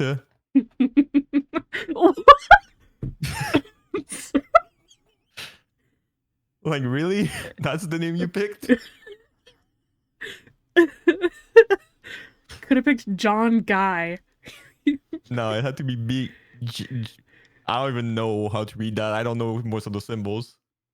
I'll also put it in my chat for if people are not in yours. Jakshi? I don't know. I don't know what they're aiming for.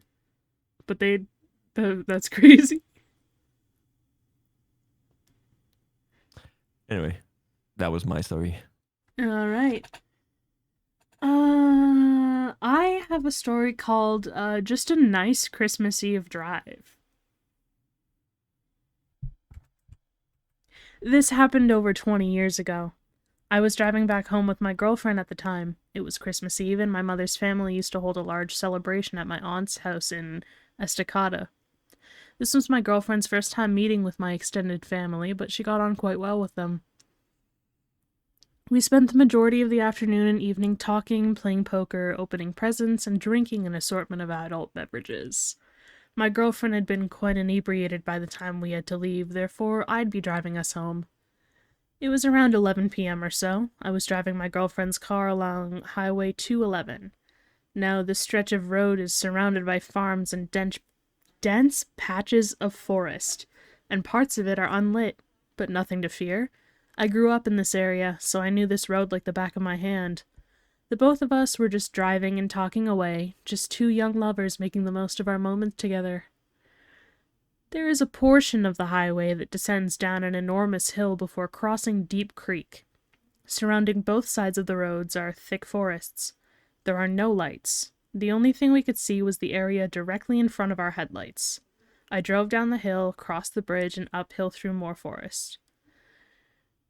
It's as the highway starts to flatten out that it happens. Something sprints across the road so suddenly that I almost hit whatever it was.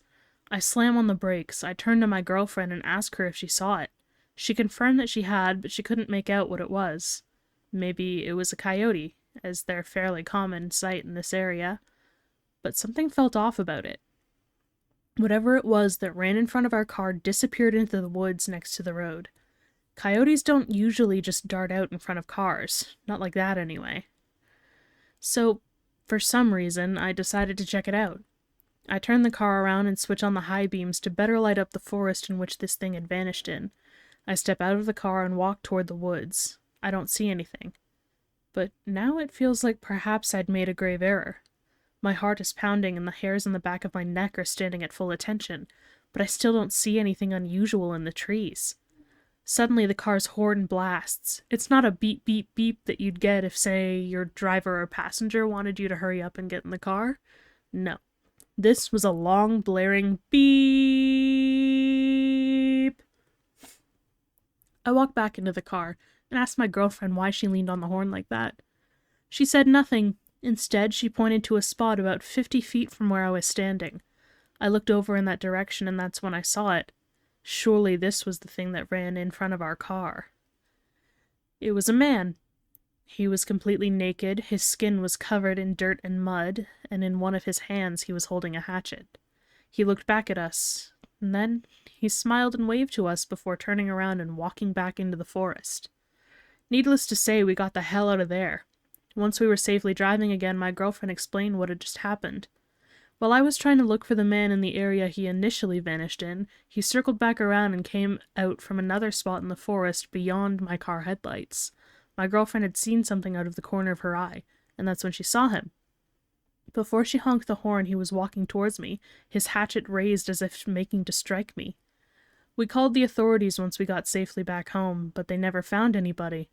Or they did, and they just didn't tell us. But the officer we spoke to explained his theory. The man was obviously looking to ambush unsuspecting lone travelers for Lord only knows what reason. We all agreed that my girlfriend's quick thinking saved my life, as it let my potential killer know that I wasn't alone out there. I moved back into the area recently, so I now drive that highway often.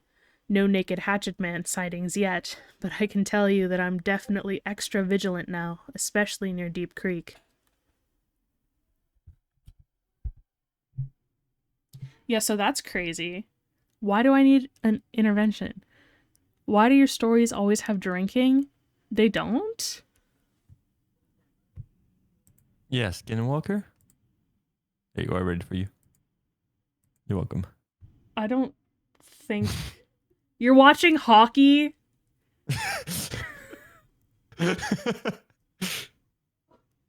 I don't How think would you know? How do. I wonder where you might have posted that. I'm just watching scary stuff. Right. Right. My turn. I think. Well, I'm still stuck on. I don't think my stories all have drinking. You have a problem. It's time you admit it. What? Stop drinking. I've read like 8. I've read like 5 stories, maybe more, and maybe 2 of them had drinking. Let's think back. So, the one with the shitty main character drinking. What? This one drinking. What the, she main character? The Yuki Ono one drinking. Yeah. This one drinking. That's The it. Yu-Gi-Oh voice one, I could not tell. No, there was no drinking in that one. I Yes, don't remember for the others. so it's just those 2. I mean, if Ray says you've been drinking, Ray would know you live together. I mean, technically, I also live, but you guys are avoiding me, so. Well, that's because you may or may not be a creature. What do you mean? An unholy caricature of what you once were. I have no idea what you're talking about. Do you eat people? Only occasionally? Huh. Interesting. Tell your story. Yeah, it's my story. The Vanishing Girl, Part 1. So my name is Max. I vanish sometime. Alright, you turn. What? So my name is Max. I'm currently 15. But why is all my story the main character is 15? What's going on here? Chuny stories. You picked chuny things. I did not pick that up till now. And I was like, I think that's 3 stories in a row. I was like, this happened when I was 15. 15-year-old are being targeted by the paranormal. What do you want? I'm currently 15, and this story happened to me at the age of 11. Oh, never mind. I retract what I said. At the age of 11 or 12. I can remember the age too clearly. My friend and I love to explore, and any chance we can explore, we go do it. Here are the characters in my story. Max. Me. Bren, a close friend. Nick, a best friend that always explored with me. And finally, the Vanishing Girl, the antagonist of the story. Why is it presented like this? I wasn't actually at my house this time of the story. I was at my best friend's house, aka Nick. And we were extremely excited to explore a creek near his place. We've explored this place multiple times, and every time we find something new.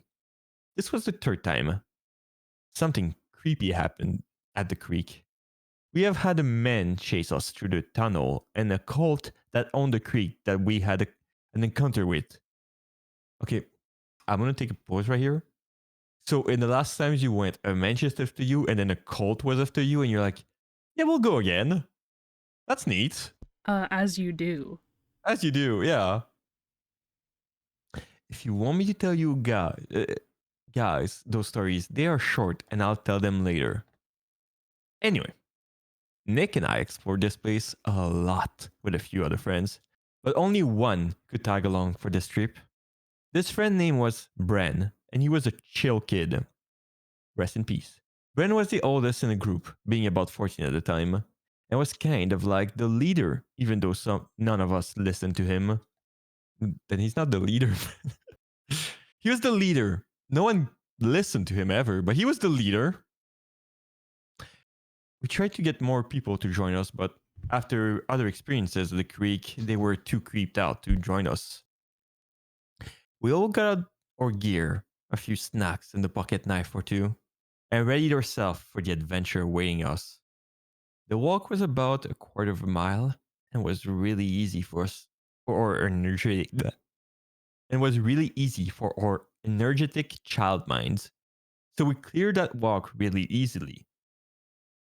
There is a pretty long path of woods to get down to the actual creek, and it's really awesome to walk in the sunlight as long as you don't hit any spiders. Huh. I And hate about those. Thank you. After about an hour, we approached the entrance of the creek. This creek is also a national park, so we could walk it without worry of trespassing, like that stops us anyway. We entered the creek side where there was a staircase waiting for us to go down. We wandered down the staircase, doing what every kid does and skipping a few steps. I end up falling because if the jumping we huh? I end up falling because if the jumping and we all have a good laugh. Yeah, I end up falling because if the jumping. Obviously. Right. Right. That's all of us. I mean, I shouldn't judge. It says it's written by a 15-year-old. Um, so I end up falling because of the jumping. And we all have a good laugh. Haha. All of us reach the bottom and splash around in the cold creek water. It was amazing. I loved every second of the adventure. After about 20 minutes splashing and just messing around, my best friend Nick tells us he knows a cool area. Of course, being kids, we all follow him. And Nick wasn't incorrect. It was a beautiful area. It had a bunch, guys, I'm starting to feel like Nick might be the leader and not the guy that's supposedly the leader, but you guys never listen to. No, but that guy really wants to be the leader. So Okay, he wants to be. Oh, okay, I get it. It had a bunch of crawdaddies and a pretty deep area that us short kids could swim in. We spent at least 2 hours enjoying the great area and hanging out, having fun. I don't like how nothing has happened so far, and there's just a few more lines left for the story. I guess it's part one. Eventually, the sun dips below the horizon, and we had to go. Nick's mom doesn't let us stay out late. We adventured to the staircase somewhat, scurrying up the stairs, about 100 steps. The group got to the trail that takes us to the street. A bunch of stupid kids wander down the path till we reach the end. We leave and get to the street, and then I turn around to see a woman.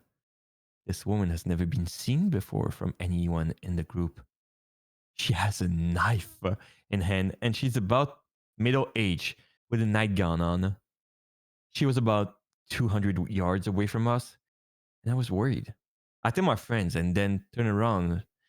Somehow, like the cliche movie scene, she's gone. The group believes me and we all run home. A bunch of little kids running from a ghost. Or is it? We all sit home and wonder what happened. I'll continue the story later if you guys want. Yeah, I'll read part 2 as well. Because nothing happened in part 1. yeah, if it was just part one, I'd kind of be like, why'd you pick it? It had really good review, but I have not. I'm out of the stories I pre-picked. This was one that was like, oh, people seem to really like it. Okay. So the last bit of the vanishing girl, I decided to not tell because I didn't have time to type it out. Bro, why would you? Here's my horror story. Anyway, I didn't take the time to type the horror part of it because I was out of time. But here's the part where so the last bit of the vanishing girl, I decided to not tell because I didn't have time to type it out. Now we'll continue. So after we saw the girl at the creek, my friend and I ran home. A white van kept following us, and then the headlight would vanish when we turned back. It was some truly creepy shit. It took us forever to get home because we kept taking back roads to try and hide from this ghost car. After everyone got home, we sat down and talked about the day. It was only Nick and I in the house, and Bren had to go to his own house. After a while, Nick and I go to sleep. But little did I know, Nick fell asleep with a story to tell us. As we got up and wandered back outside to meet with Bren, we were surprised to see Bren was already at our front door. We asked him what happened, and he spoke. Something was outside my window and wouldn't stop knocking and scratching at it, trying to get in. We were all truly freaked out, and we believed him. The belief faded after we looked at his window to see no visible markings. Although we didn't see any marks, I still believe him because of his utter fear you would see on his face. After about an hour, we all sat down to speak about what happened the night earlier. Nick and Brent both knew what I saw, but they didn't tell me till later. They spoke to me about how they saw a little girl that looked just like the one I described in the first part of the story get hit by a white van. Kinda creepy, I know, but it gets worse. After the girl gets hit, the entire scene vanished in front of their eyes. What? How? I asked. No one to this day believes what we saw, but I don't need people to. The crew knows what we saw, and we're constantly searching for the girl to get our question answered. Meow.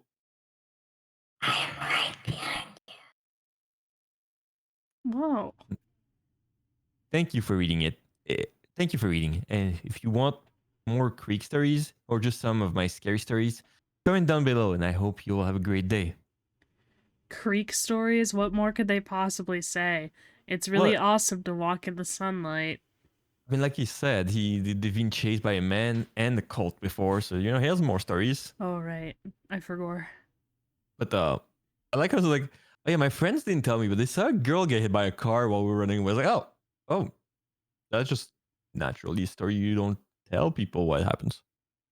Yeah. Yeah.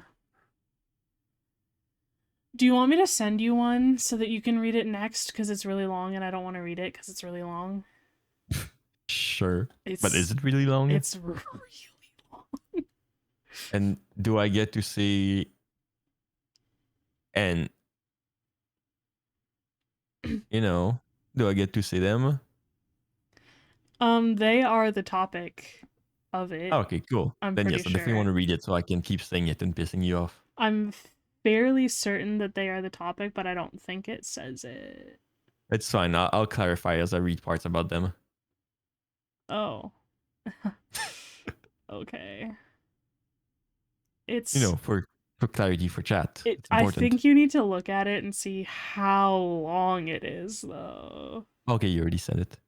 Pom pom pom pom pom. This is so Winter long. whistling. Holy shit. That's a little book and a half. Yeah, it's really long. It's fine. I'll just take a break, get kidnapped by something midway through, and then Okay. resume. Okay, sounds good. How long was this one? I'll read like a mid-length long one now to give you a little break before you have to start that. Ahem. Stalked by a female solo camper for several days while on our mountain camping honeymoon. It was the summer of 2016, and I had just married my longtime girlfriend. Over the course of our 12-year relationship, we had traveled to the mountains several times in both summer and winter for camping, but also to stay in nice mountain hotels and snowboard the slopes. Naturally, we both agreed this was how we wanted to spend the first few weeks of our marriage. We booked a 20-day stay at a mountainside campground on the other side of the country. We also decided to bring our dogs with us, as they too love being outdoors, and we generally bring them camping anyway. After 2 days of road tripping, we had arrived, quickly set up, and settled in for a good long stay on the mountain. It was beautiful. A couple of days into our trip, and we had already met a bunch of fellow campers. We are very experienced campers, so we generally attract a lot of attention from novice campers asking for tools or supplies as they see we are well set up. We are usually more than happy to help people get situated if they need matches, cream, or sugar, or help setting up their equipment. It was day 4 or 5 when she first made her appearance known to us. I will refer to this person as she or her, as we never learned her name. We were sitting down under the shade of the large pine tree at the edge of our site, drinking beers and playing cards, when she seemingly appeared out of nowhere. She was just suddenly right there. "Can I pet your dog?" she said. Even my dogs didn't see her approach, as the sound of her voice triggered them into a startled frenzy. As the dogs were worked up already, I politely told her no. Then she just stood there, at the edge of our site. Didn't say a word, just sort of existing and not really doing anything. She wasn't exactly staring at us or looking at anything in particular. I asked her if she needed anything, and she said no. After a few minutes, she walked off. Can I pet that dog? Did I say it Can I pet weird? that dog? Oh, it's a meme. Okay. I work with people with brain injuries, so I've had my fair share of experiences with unusual behaviors, including people with poor social skills, so I wasn't about to write this person off as creepy just yet. But she had my attention. I casually watched her walk off and enter a campsite across the path and a few sites down from ours. There was already a small tent set up in the site, and she proceeded to pull an even smaller single-person tent from her backpack and began setting it up. The day prior, we saw 2 young girls set up the other tent and were clearly the occupants of the site. There was no further interaction with her that day, although we did notice that the owners of the other tent on the site were not around at all that day, and we didn't see them return that night. Well, the next morning I am walking to the camp showers to clean up for the day. As I walk past her site, I see she's sitting in her little tent reading a book. The door to the tent is open. I pay no attention and keep on my way to take my shower. When I'm done my shower and walking back, I notice her tent is now closed, but it's jiggling about, so I know someone is in there. When she made her presence known in a big way. Just as I'm approaching her site on the way to mine, she unzips her tent and I immediately see that she is completely nude. She then positions herself just inside the tent at the door and lets out this over-the-top full-body stretch and held her arms way up the sky while pushing her chest forward like it was some kind of mating ritual designed just for me. While she does this, she lets out what I only describe as an exotic moan. It was pretty obvious she was putting on a show for me. I continue on my way to my site and tell my wife about the display I just witnessed too. We both laughed it off and moved on with our plans to day hike a good trail to a waterfall. The trailhead for this hike was accessible from the campground, so we didn't have to drive to get there. We just walked the additional 2 kilometers to the trail. We walked at a good pace, so when we got to the trail, we decided to stop for a few minutes and take some photos of the surrounding mountains before heading into the thicker bush. After sitting there for maybe 5 minutes while my wife is taking pictures, she emerges from the trail that leads toward the campground. At first I thought, okay, coincidence. She's staying here and this is a pretty common trail.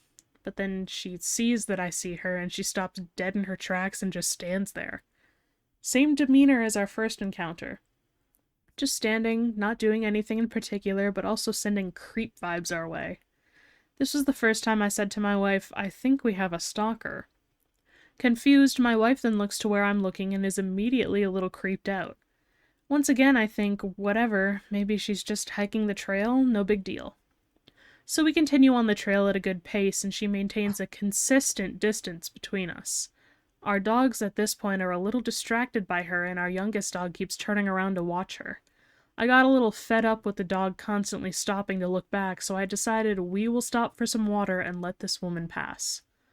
Well, what does she do but fucking stop walking when we stop and once again just stands there. Okay, so now we're genuinely concerned because this is approaching horror suspense movie creep level, and I start to wonder what this girl's intentions are. Standing motionless at that distance and refusing to pass us just ramped up the oh shit factor to about 9. So my wife and I agreed to just give her and cut the hike short by taking the shorter loop, which was only another half kilometer ahead, and head back to our camp. You have an incoming ad break, Samael. We managed to get some distance between us by jogging every time we could make a turn, and she was out of sight. We didn't see her again until later that night. That night, my wife decided to take an evening shower at the camp showers. When she returned to our camp, she tells me our stalker was in the bathrooms, also taking a shower. This time, however, she was with 2 other girls and appeared to be getting ready for a night at the club. There's a little ski town nearby that was a few nightclubs and bars, so it was reasonable to see the girls getting ready for a night out. The 2 girls she was with were the 2 we saw previously set up at her site. My wife explains that she quickly picked up on the fact that the 2 girls and our stalker friend were not well known to each other. It was clear that the 2 girls were close friends with plans to go out partying, and our stalker was making an attempt to be friends and sort of invited herself to join them in their night out. Now, we know the ski town well, and the girls kept reinforcing that they were meeting at a specific restaurant before going to the bar. It was currently 10:30 p.m., and we know the restaurant they were telling her to go to was closed at 10 p.m. They were lying to her about their plans.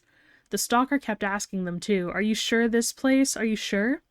They convinced her, and she left to her tent to finish getting ready while the 2 girls stayed in the bathroom to finish their makeup.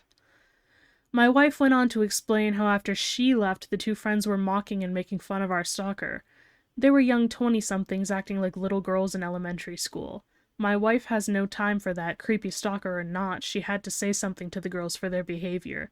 My wife calls them out on their behavior while putting all the catty bitch bullying aside. The girls explained to my wife that the stalker girl had set up her tent on their site when they were staying with a friend in the ski town. When they returned, they found her living at their site without invitation. She had just taken it upon herself to take a little corner of their site without knowing them at all. The girls said they were upset with her and trying to make her feel uncomfortable so she would leave, but she wouldn't leave. Of course, my wife asked them why they didn't just report her to the park warden. The excuse they gave was they were leaving the next day and didn't want to make a huge deal of it. We're going to come back to that. I have thoughts about that. So whatever happened between them and the fake late dinner plans and clubbing is unknown to us. About 3 a.m. that same night, we are all awoken to a blood-curdling scream right outside our camper. At first, I was like, holy shit, that must be a wild animal. My wife is trembling, dogs barking, and I'm startled but curious. I peeled back the window cover to see her, standing motionless on the path outside our trailer. I had the window cover down maybe 8 to 10 centimeters when she appears to make direct eye contact with me. My heart rate is jacked. What the actual fuck? After gazing in my general direction for what seemed like an eternity, she calmly turns around and walks back to her tent. I go make sure our trailer is locked. After a good hour and a stiff whiskey, we manage to get back to sleep. So the next day is a Friday. We have friends from a nearby major city coming up the mountains to spend the weekend with us. We haven't seen them in a while, so we're excited for a couple of days together. Well, they are not at our site for 15 minutes, and as they're setting up their tent, she mysteriously appears, out of nowhere yet again. Like, bam, there she is, and now this time she is actually in our sight. I hadn't had a chance to tell our friends about her before she arrived, so they were a little more friendly than I was. She once again asks me if she can pet my dog, who during all of this is barking at her. I think I said something like, she isn't being very friendly towards you right now, so I would prefer if you didn't. She didn't pet my dog, but she also just stood there staring at me like she was considering how she would dismember my limbs. She then notices our friend's tent brand as he is still setting it up and comments on how it's the same model as hers, although a larger sleeping capacity. My buddy has picked up on the creep vibes and my general displeasure with her presence, so just gives her the, "Oh yeah, cool," and keeps setting it up. Well, she starts grabbing at the tent pegs and picks up the hammer and says she'll help him set it up because she has experience with it. My buddy declines and asks for his tools back. Cue the fucking psychopath stare down, but this time she has a hammer in hand, adding to the oh shit factor. She literally just drops everything right there and runs off. I go on to explain the last few days to our friends and they agree we need to keep an eye on her. So by this time, the 2 girls whose site she had hijacked were packed up and gone. It's now Friday night, and we've been drinking all day, so we're feeling pretty good. It's maybe about 11 p.m. when she walks over to our site again. She says, "Hey, you guys seem to have a lot of extra room with the tent and the camper. Do you think I could stay with you guys tonight? We could have a lot of fun in there together." My buddy is feeling pretty good from all day beers, so he's pretty forward when he replies, "Did you just propose a gangbang to us?" Now this whole time I'm just sitting in my camp chair with my whiskey taking this all in. She wasn't really taking notice to me at all so far. Then she smiles, turns her head and looks directly down at me and says, I like your friend. She then turns around and walks away into the darkness of the night towards the forest. What the fuck? We are all now terrified she's going to return. I decide right then and there if we see her again in a creepy fashion, I am calling the park warden. This is getting silly. Well, the night is winding down, so we all decide to walk together to the bathrooms to clean up for bed. My wife pulls on my hoodie and says, "Babe, look." I look over to see that the site she was setting up on is completely destroyed. Shit everywhere. Just stuff, garbage, clothing, food, everywhere. I thought, okay, this is weird. Could this have been a bear? No, we would have heard it. Then I noticed that the tent is gone. She is gone, and left the site a complete mess. As luck would have it, the park patrol was completing their fire rounds and were at the messed up site when we were returning from the bathrooms. We told them there was a girl staying on her own who was acting erratic, and we suspected she was squatting on the site based on our conversation with the two girls from earlier in the week. We didn't hear or see her again for the rest of our trip until the last full day. There is a little lookout point not far from our site which has amazing views of the river and valley below, and it was a perfect evening to see the sunset behind the mountains. It was a lovely final send-off to an otherwise beautiful honeymoon. Just when we thought we were done with her, she emerged once again from seemingly nowhere. We were sitting on a couple chairs that are bolted in place at the viewpoint, taking pictures of the valley below. As my wife is looking through the camera viewfinder, she picks up on the woman in the distance. She is standing in the woods a little ways down the mountain towards the valley, watching us. As her final act, she walked up the mountainside and sat right beside us on a boulder that was beside the chairs. She says nothing, she just sits there. My wife has the brilliant idea of asking me to take one last picture of the scenery, and she gives me a little wink. I pick up on her idea right away, and I position myself so this woman is going to be in the picture. My wife wanted this lady's photo in the event something bad happens with her before we can leave the area.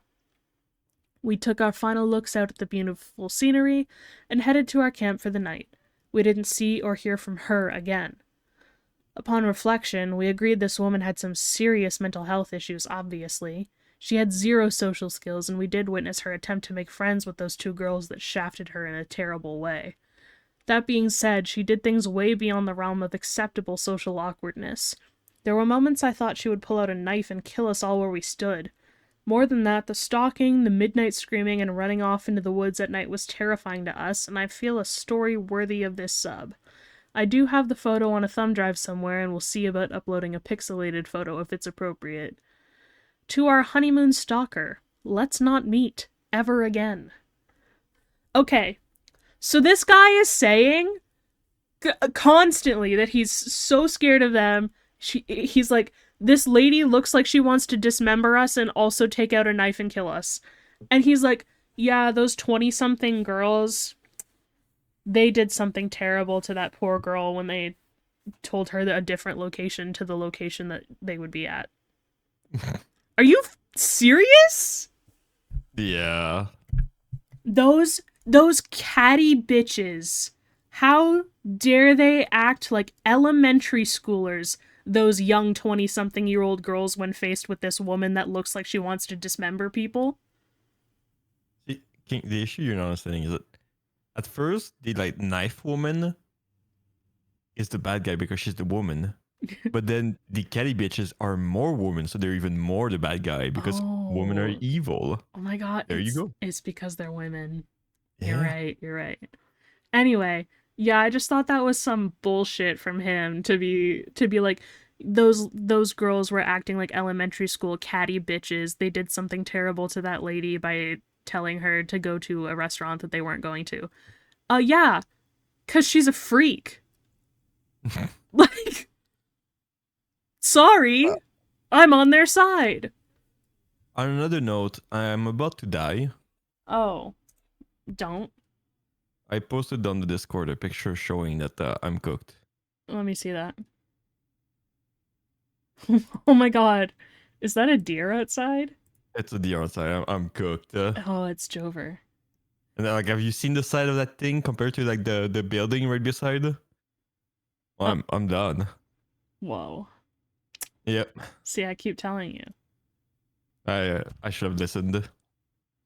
Anyway, while I wait to be killed, might as well, read another story, I guess. Right. Go ahead. Yeah. Hey, I offered. What did you offer?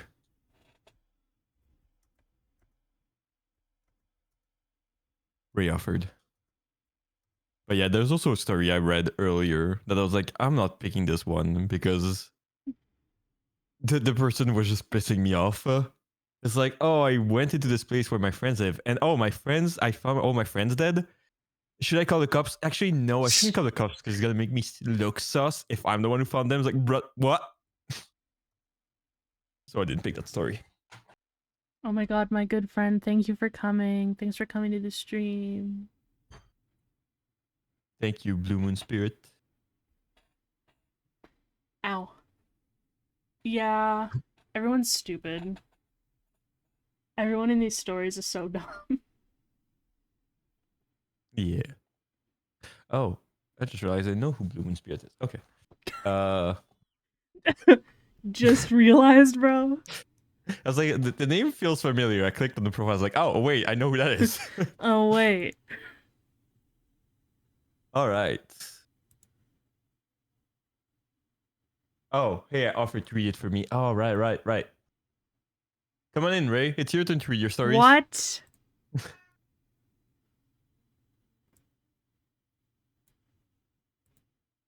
I don't Special think guest, Ray. I don't think Ray's coming. A special guest. Oh yeah. Ray. Oh, What? hey. Oh my god. Actually, are you gonna read it? It's Hmm? really long. Well, let me see it. Okay, I have to also move you, your foogies. Yeah, where's Ray? Ray's not there for me. You're gonna cover What do you mean? I'm the Shogo. deer. Oh, no. I don't want you to cover Shogo. Oh, Ray's under me. That's why. Oh. I like how I don't actually mind reading a story, but Just Ray's put me here, like so outside Ray your reads it. window. I'll put you in the middle. Just put me outside your window. No, I'm gonna put you in the middle, but like really short. There you go. Thanks. New kid just dropped. I mean, it's the same kid as always, but I don't like how you put him in the middle. It looks like he's our child and we're the parents. Hi, Dad. I mean, I am his parent, so Hi, other dad. How does this no. work? Do you want me to put you outside the window? Yeah, that'd be funny. Alright. The one that Santa isn't in. Okay. I have to move you about. Where did you go? Oh, okay, you're too large. Hold on. You deleted Ow. Ray. I didn't delete Ray. Ray is I've been deleted. you're right, you're in the window. I've been deleted. You're in the window. I like the I like this. You just Ray show up at the window and start reading a horror story. We don't even let him in. There we go. That's nice, right? Say some words? Let me in. No. Hold on. That's what a creature would say. What? A skinwalker? That's what a creature with my son's face and voice would say. Come on, you made this. I don't How know. great would it be if I'm watching your stream and Santa starts walking toward Ray on his own? Bro, that would be messed up. What if I just went live just for this one story? And then just... Okay, can I see it? Or am Oh, I just gonna do just I be like... do I have to send it to you? Hold on. Oh wait, no one sends. No, just improvise. You got it. Okay, so one day. No, it doesn't start like that. It was daytime. It doesn't start like that. I sent it in our Holy chat. cr- It's I'm really gonna follow long. with you, and whenever you want to stop, I'm gonna pick up. Okay. Okay. He just reads it all. I don't know. Okay, are we ready? Yeah. Are you sure? Yeah. I think. Pinky promise. It's Uh-huh. gonna be scary with how bad I'll be reading it. Oh, as if we haven't been reading like garbage. It's okay, I forgive you. I'll always remember that Christmas when the storm blew in. This was back in 82 or 83, and my family was living in a little house in North Georgia. Dad worked as a logger, Mom stayed at home to take care of me and my brother, and Grandpa had lived with us ever since Grandma died the year before. My uncle and aunt had come to stay with us for the holidays, and my two cousins, Ella and Jasper, were sharing a room in the loft attic with me and my brother. Our little three-bedroom cabin seemed pretty cramped, but we all just thought it would be until after the holidays. That was until the blizzard rolled in. It was December 20th, 4 days before Christmas, and we were all playing outside. The adults had said we were being too loud and had asked us to go out for a bit, so we put on our coats and mittens and went out to play. My brother wanted to play hide and seek, and my cousins and I, all of us about 4 to 6 years older than him, had agreed begrudgingly. We were too old for baby games. My youngest cousin, a whole year older than me, okay, yeah, that's right. But we agreed, mostly so we could have something to do. So Jasper and I were hiding under the porch, talking about something to do with hunting, I think. When I blinked as something drifted past my face. Jasper quieted as he noticed it, and I reached out my hand and caught a delicate-looking snowflake. I had seen snow before. You don't live in North Georgia for long without seeing some snow. But this was the first snow I thought I might actually stick.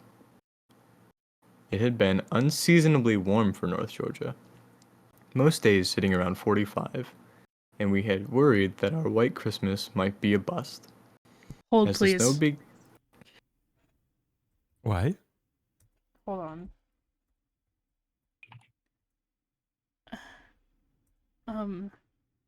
7.2 degrees Celsius. Thanks, King. I appreciate it. Was necessary. May I continue? Yes. I don't know if I want to anymore, honestly. Well, I had to translate. Because I'm gonna be honest, I see some more degrees coming up, so... Oh, well, I have my tab is open, so when you say a degree, just like stop to let me say it. Right, okay. As the snow began to fall harder, really coming down, we abandoned our game of hide and seek and devolved into little kids at the sight of all that powder. It was really amazing how quickly it came down. Half a foot seeming to appear in minutes, and we began making snowmen, having snowball fights and looking for the sleds in the tool shed so we could all go to the holler and I don't know what that is, and glide down with the fresh powder. Our parents came out onto the porch, looking in awe at all the snow.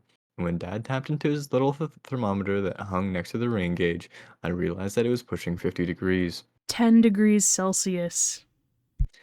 I didn't think about it at the time, but there was no way all that snow could be sticking. It was above freezing, and the snow should have just been turning to slush before it hit the ground.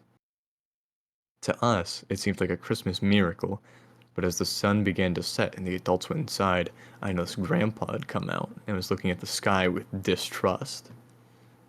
I watched him as he walked out to the wood pile and took a piece of stove wood back with him, my distraction earning me a snowball upside the head from Ella.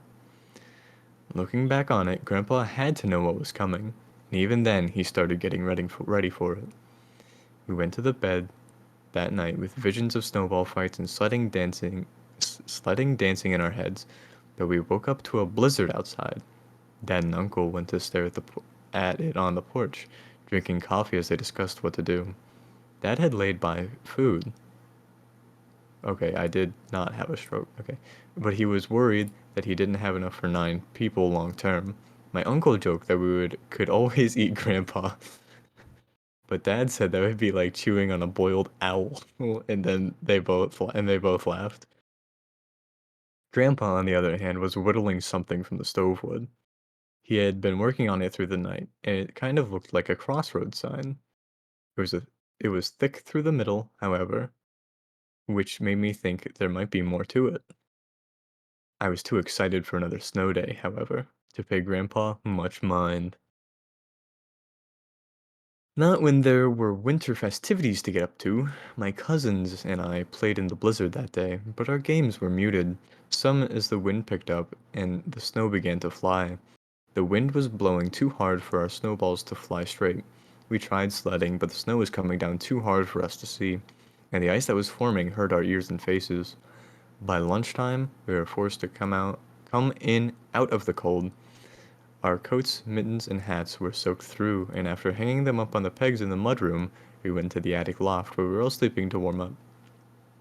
We all been set up in sleeping bags up here, my aunt and uncle taking the room I shared with my brother, and it was like having a little campout. The heat from the fire in the living room made it very warm up here, and as Jasper and I watched from the upper window, he leaned close to the glass and pointed into the woods. "Do you see that?" he asked. I squinted into the sea of white, trying to find it, and finally picked out a single silhouette. It looked like an animal, something on all fours, but it was gone as the winds blew up again. Oh, Indigo.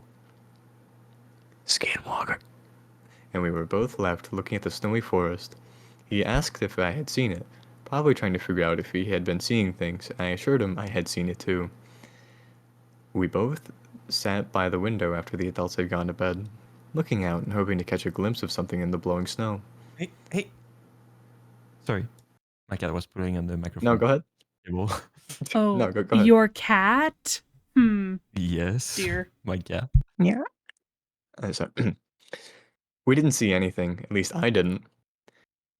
But we both assured the other that we could see all sorts of spooky things. The next day, the blizzard was even worse. December 22nd was too stormy for any of us to even think about going out to play, and when Uncle and Father came out bundled to the eyes in several winter coats and the old deerskin breeches they sometimes wore for winter work, The what skin? the skinwalker skin. I knew they intended to go out anyway. Mom told them they were crazy, but Dad said they needed supplies. The town was only about 2 miles north, through the woods, and then they would get the essentials and head back before lunch. He kissed my mom and told me to hold down the fort while he was gone. I should be back soon. It's only a couple of miles. They set out at 7, just after breakfast, and I didn't envy them. With the blizzard raging, we mostly sat around the house and watched TV. The set only got 10 channels on a good day, and today we were lucky to get 2. The local weather station came through, on and off, and as little kids watched public access stuff, I sat and read on a saggy old couch. My older cousin had decided to read a magazine he brought, and the only breakup over the muffled sounds of the TV was Grandpa as he carved his little figure. The skiff, skiff, skiff of Grandpa's whittling knife kept leading me away from the adventures of Frodo and Sam. I found myself looking at him as he worked. If he was self-conscious about it, he never showed it. Grandpa wasn't so old that he seemed ancient, but even as a kid he seemed like some wise old elf to a sprat like me. After a while I finally asked him what he was making, and his answer made me put my book down entirely. A totem. Like a tribal thing? Like in Robinson Crusoe? He smiled wetly at me. Kind of.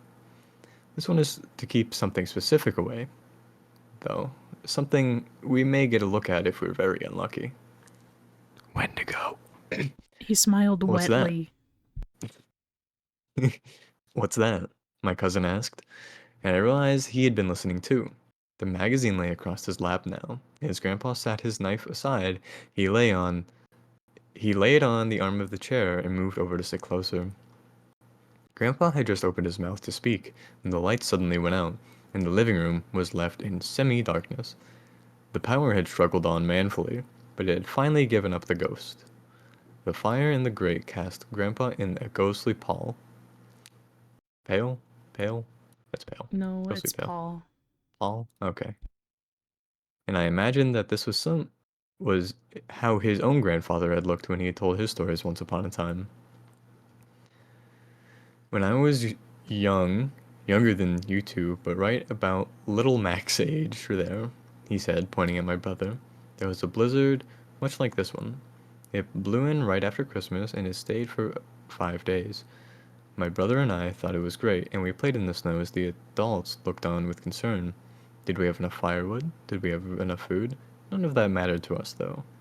Those are matters for adults, and we threw snowballs and built forts and played until the sun set each day. The fire crackled as the little kids moved closer to Grandpa. as we settled in for a story. As the blizzard went on, we noticed that something was stalking the woods around the cabin. It came on all fours like a deer or stag, but sometimes, if you were quick, you could see it on two legs as well. It never got close, not in the beginning, but as the blizzard went on, it crept closer and closer to the house. At night, my brothers and I would watch it from the attic window, and sometimes its eyes were red as coals in the dark. We were all gathered around him then, listening to the tale, enveloped in the mystery of the creature. Me and Jasper, especially, since I was pretty sure we had seen it yesterday. Every day it got a little closer, and every day of the storm got a little worse. My own grandpa, a man who had seen the beginning of a new century, sat in a chair by the fire and whittled from the first day of the storm to the last.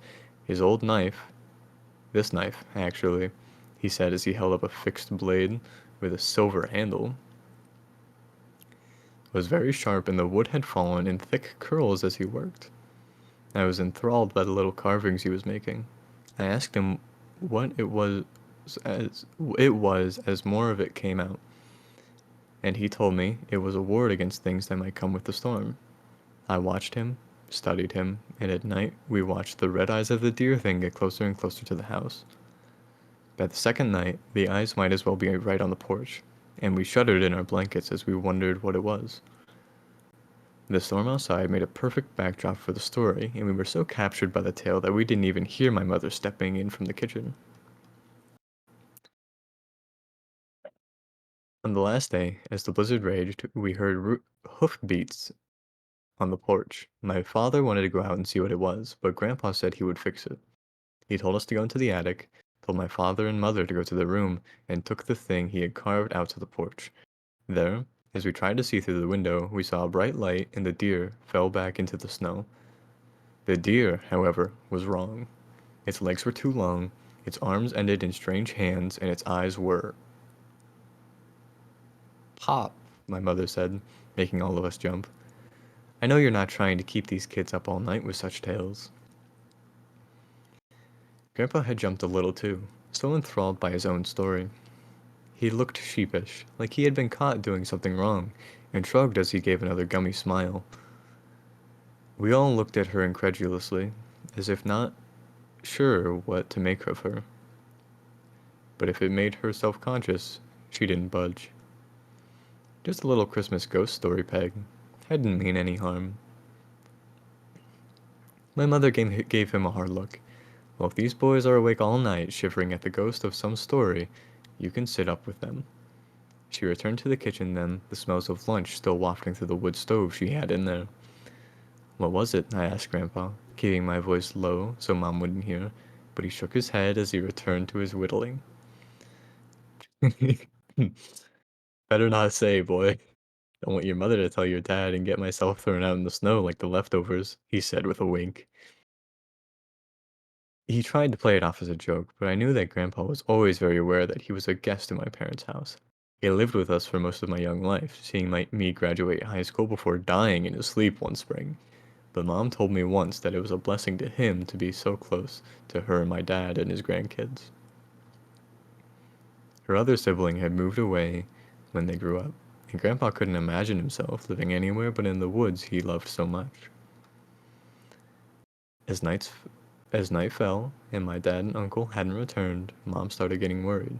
The town wasn't that far away, and they should have been back well before now. She figured they had just gotten turned around, and maybe they would just come stumbling in after dark. But as the dinner dishes were cleared away and we all prepared for bed, my mom and aunt became less sure. As we watched through the window, seeing the red eyes that Grandpa had told us about, I heard them making plans to go look for them the next day. What do you reckon it is? My older cousin asked. The two of us watching the eyes as they moved fitfully through the trees that surrounded our cabin. Don't know, I admitted. I've never seen anything like it. As my mom and aunt turned in and the lights that filtered through the boards went out, we settled in as well, still not sure what tomorrow would bring. December 23rd dawned cold with still no sign of my dad or uncle.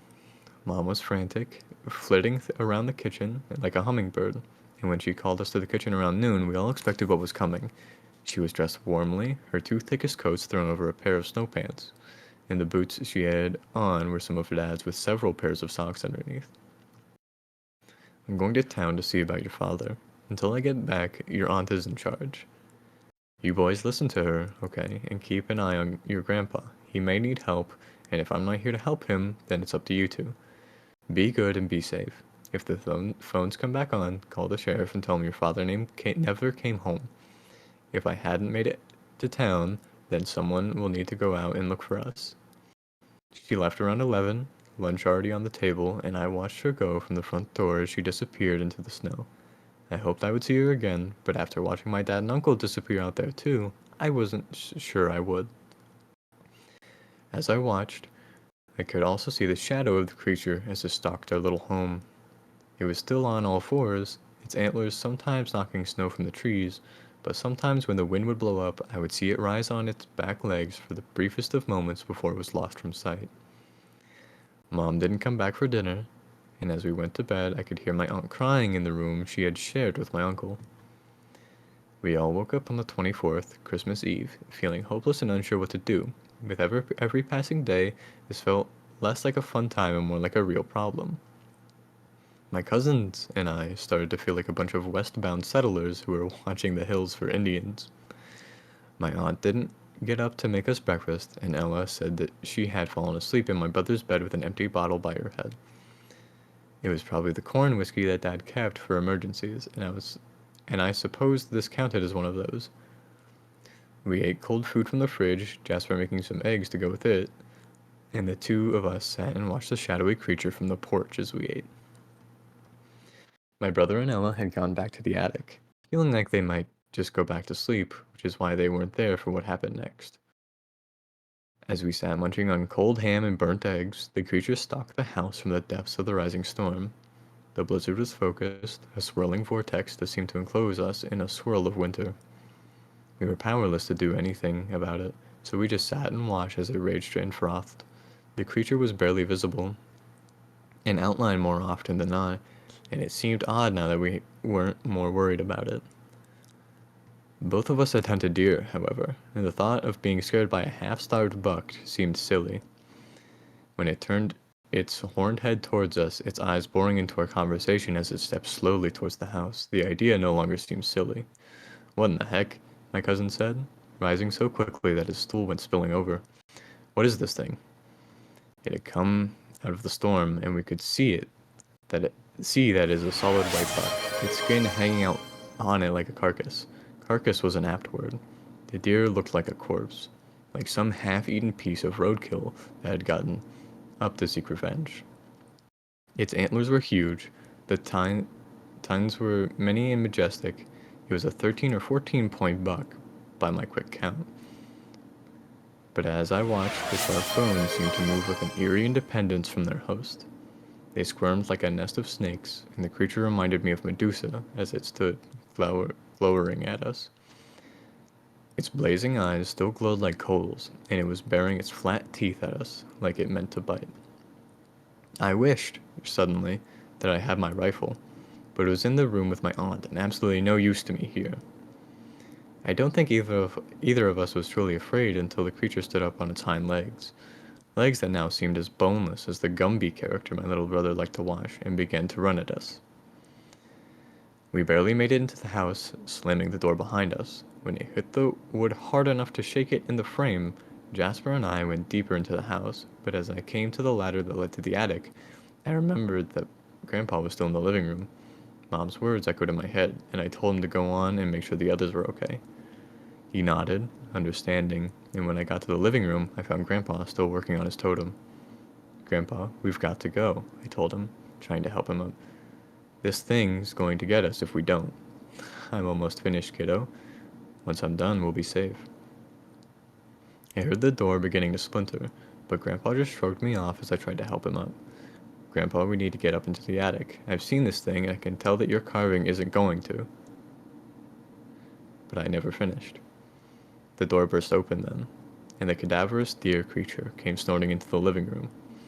I was frozen in fear as it strode in, its hooves clicking on the floor, and I saw its front legs end in the same kind of snaky appendages that decorated its head. They were like fingers in some nightmare picture, and his red eyes focused on us as he came striding into the living room.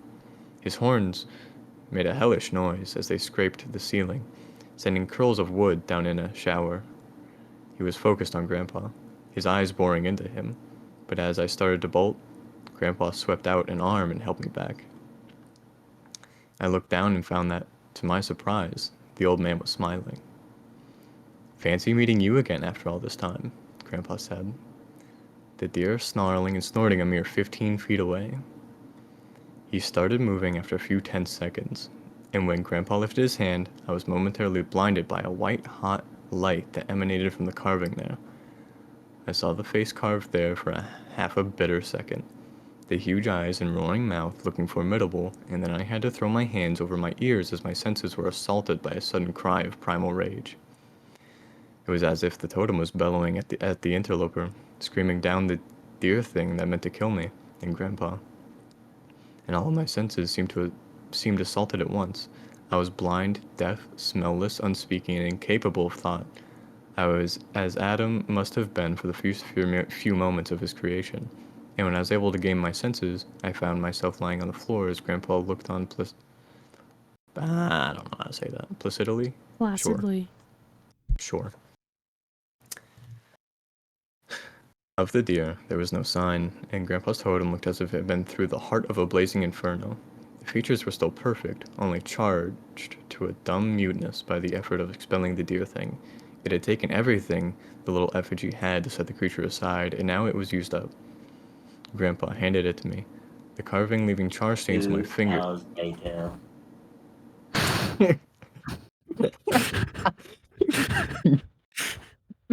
Forgot that goes out through my speakers.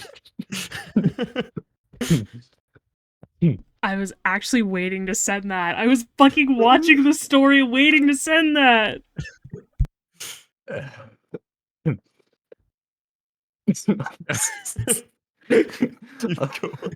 Oh, sorry.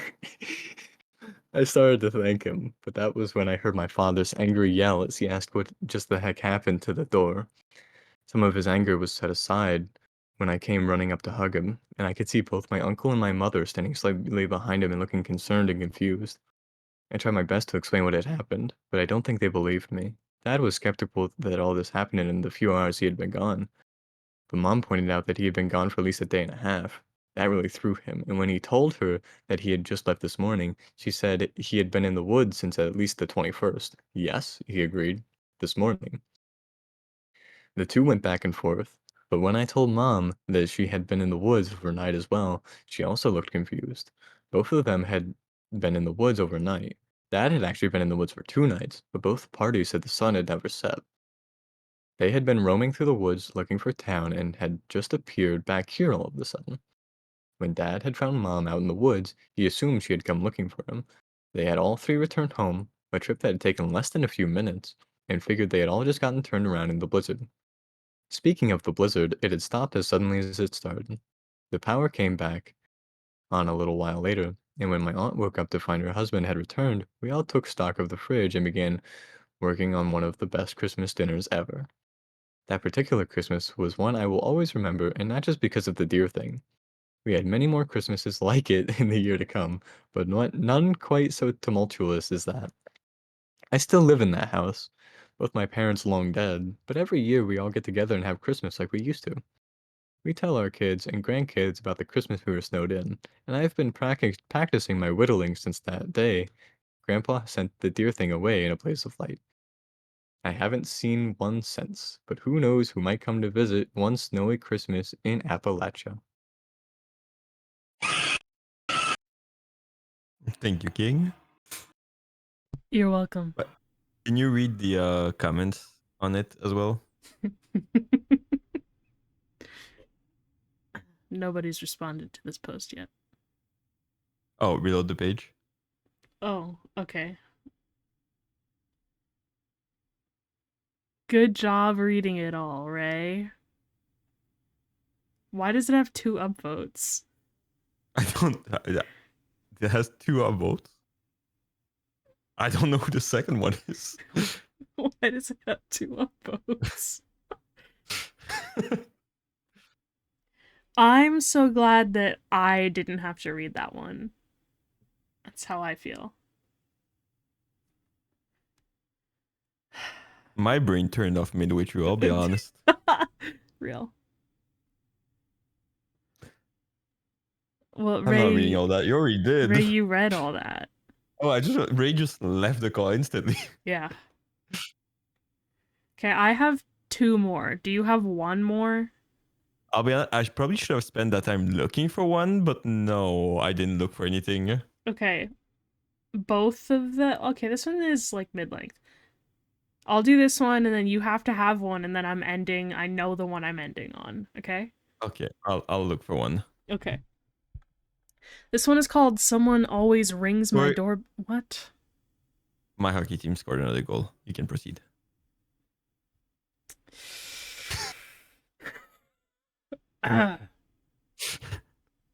Someone always rings my doorbell at exactly 11:05 p.m. I'll be honest, I'm not 100% sure if this story belongs on this Reddit, seeing as I've never actually met this person, but I have no other subreddit that I know of where this could fit better. Since almost a year now, end of August 2019 to be exact, I have moved to an apartment in a different city because my mother, who I lived with in my hometown, passed away from cancer. I have moved here with my longtime boyfriend and one other roommate who has been a good friend of both of us since before we had even started dating. We all absolutely love it here. The location is great, it's a 15-minute bike ride from my university, and it's located at a square with a grocery store, drugstore, lunchrooms, etc. So we pretty much have everything we could possibly need to survive within walking distance. However, after just a month or 2 of living here, someone has started to ring my doorbell at exactly 11:05 p.m. semi-regularly.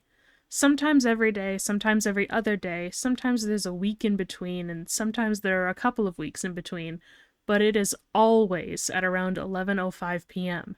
And every single time I get no answer each time I ask through the intercom who it is. Except for one time, but I'll get to that in a bit. At first, I thought it were... Okay. Stop messaging. Stop messaging.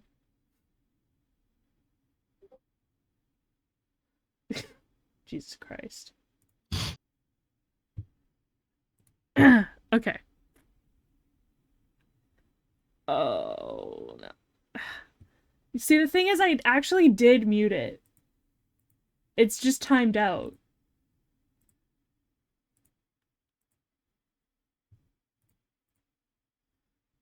I seem like I'm fighting with walls right now. Anyway. It's schizophrenia not going better, man. At first I thought it were friends from one of the neighbors who accidentally ran the wrong doorbell, but after the 4th time I grew suspicious. And after more than those 4 times, I started noticing that it always happens. Are you okay? Ray just redeemed hydrate. Hold on. I gotta go turn all of my channel points off. Quickly, before it's too late.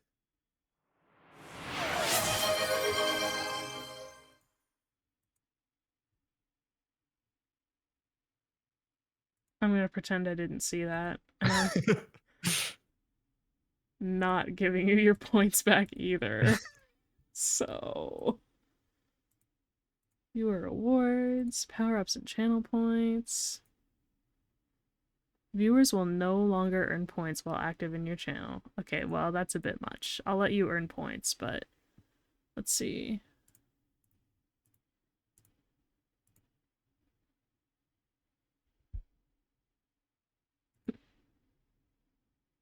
Okay. Let's see, what's available? Nothing. Excellent. At first, I thought it were friends from one of the neighbors who accidentally rang the wrong doorbell, But after the fourth time, I grew suspicious, and after more than those 4 times, I started noticing that it always happens at either exactly 11:05 p.m. or a few minutes earlier or later. My boyfriend and roommate both work at bars, so they work until very late and would usually only get home around 2 a.m. So each time it happened, I was always alone at home, and it started to really freak me out after a while. When I first told them about it, they kind of shrugged it off and said that it was probably a wrong dial, like I thought at first. But when I told them that it had happened so many times, and sometimes even daily, they didn't really believe me and thought I was just a little paranoid and spooked. However, one night when the doorbell rang and I answered the intercom asking who it was, I heard a very heavy breathing. I was thoroughly spooked at that moment. I was again home alone and kept asking who they were and what they wanted. I couldn't make up from the breathing if it was a man or a woman, but I heard a strange mumbling or whispering, and then it was dead silent. And they had appeared to have left. I had put my apartment door on a double door lock after that. I was so scared and spooked out. Thankfully, my roommate got home a little earlier that night, around 30 minutes after the doorbell rang, and he could tell how upset I was. Now, with the corona crisis, my roommate and boyfriend aren't able to work anymore, and they now have also witnessed the frequent door ringing at 11:05 p.m. So they now do believe me and agree that it is very odd and creepy. We have a balcony that looks down at where our apartment building's main front door is, but because there's also a shop right underneath us that always has those curtain roof things out, the view to the door is partially obscured. Every time our doorbell rang, me, my boyfriend, and roommate would go to the balcony to see if we could see anyone, but we never could. I have also asked my neighbors from my apartment building if their doorbell also gets rang so often, but the ones that I asked all said it has never happened to them. So 2 weeks ago, my roommate decided to do some investigating and went outside our apartment building at 11 p.m., standing across the street and pretended to have a smoke while keeping an eye on the door. He said he did see a man who looked kind of suspicious wandering around our apartment building, who slowed down his pace significantly as soon as he approached our door, but when he spotted my roommate looking at him, he quickly walked away. We aren't 100% sure if that's the doorbell ringer, but that was very, very suspicious. Our doorbell hasn't been rang at night since that day, and I am hoping that maybe it will stop now, but there's a possibility that it will continue again after a few minutes.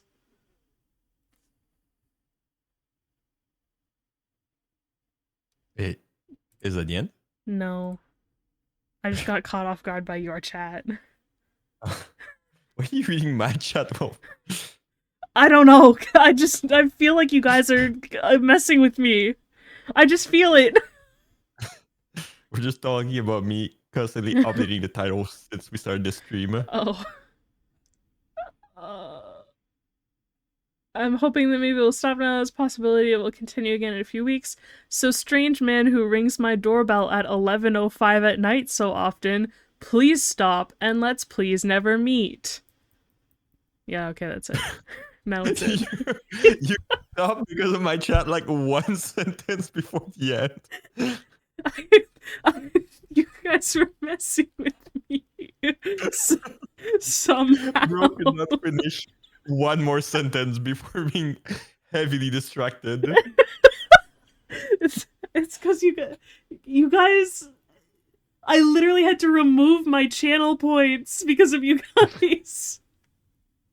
I had to mute my Discord because of you guys. It's like, I'm going on a break, guys. I really need a break. Comes back. So anyway, he killed my guy, saved the day, and that's the end. Thank you. Yeah. All right. So you said your next story you want it to be the last one of the stream. Yeah. Or Then it's my last I haven't one, read in so. a really long time. Is it fine if I read 2 stories because one of them is really short, Well, you can. and then you can read your final one? You can end it if you want. I just know which one I wanted to end like my stories on. Okay. Then because Ray read for me last time, so I haven't read in forever. Yeah, it was long too. Yeah. I'm gonna read my longer one of the 2 because the other one seemed better based on the comments afterward, and then I'll finish with the other one. That seems better. Okay. Okay. It's called Creepy Encounter in the Woods in Sulphur, Oklahoma. About 15 years ago, I lived in Sulphur, Oklahoma. My playground? The Chickasaw National Recreation Area. I love that park so much. I rode more miles on my bike than anywhere else. I've always walked nearly every trail and rode every road. You guys are messing with me in your chat. Sorry. Every day, I would ride my mountain bike up and down the trail and would be home by nightfall most days. One night, however, I had rode out a bit further than usual. On my way back home, I decided to ride the trail from an area known as Buffalo Springs, where they have live buffalo roams, and there's a large spring fountain, therefore all to enjoy. So it's called Buffalo Spring because there's buffalo and a large spring. You know, that's very literal. Thank you. I like that naming scheme. As I was riding back, I knew the end of the trail was coming up and I would have to cross a stone bridge across the creek, then up the road to my home. It was dark at the time and all I had to use to see was the full moon. I was maybe a few hundred yards from it when I got a sharp pain in my left thigh. I stopped and looked around to see what just hit me. Then I heard a noise sounding like something hitting the ground hard in front of me. There was a rock about the size of a baseball rolling across the trail. Me, confused, starts to look up to the side of this hill. Just as I turn my head to look, I almost fall off my bike when another rock comes flying down and hitting my front wheel. I finally have my eyes adjusted to look and see someone very tall and dark, covered in hair, at the top of the hill, throwing things at me and screaming. I yelled. I had a cell phone and I was going to call the police. I didn't actually have one, as I didn't have a cell phone yet. This seemed to have pissed it off. He started charging down the hill at me. I, for obvious reasons, light up. I get lift up. I don't know. I'm gonna say lift up. Lifted up my bike and took off. Just as I crossed the bridge, I heard a huge splashing noise in the creek, and seen it was a large rock that had been thrown. I was in the clear to home, but was frightened all the way there. I went to the ranger station later the next morning and told the ranger I knew. Huh? Oh, okay, wait, okay. It's supposed to be two different sentences, but put into one. So I went to the ranger station later the next morning and told a ranger I knew there about what happened. About what happened. He says, "So you were attacked by Bigfoot?" Neatly laughing. I don't know what it was, but something was trying to hurt me out there. Okay, Justin. If I have any more Bigfoot, I'll let you know what we get. I just said fine and left. The very next week, I was riding in daylight when PR pulled up. PR being the name he was using for the cup till now, but I wasn't reading that. Pulled up and next to me and said for me to get in. Yeah, for me to get in. I asked why. He said he needed to show me something. We headed to police department in town. Before we got out of the car, he turned to me and says, "Justin, I have to give you a huge apology.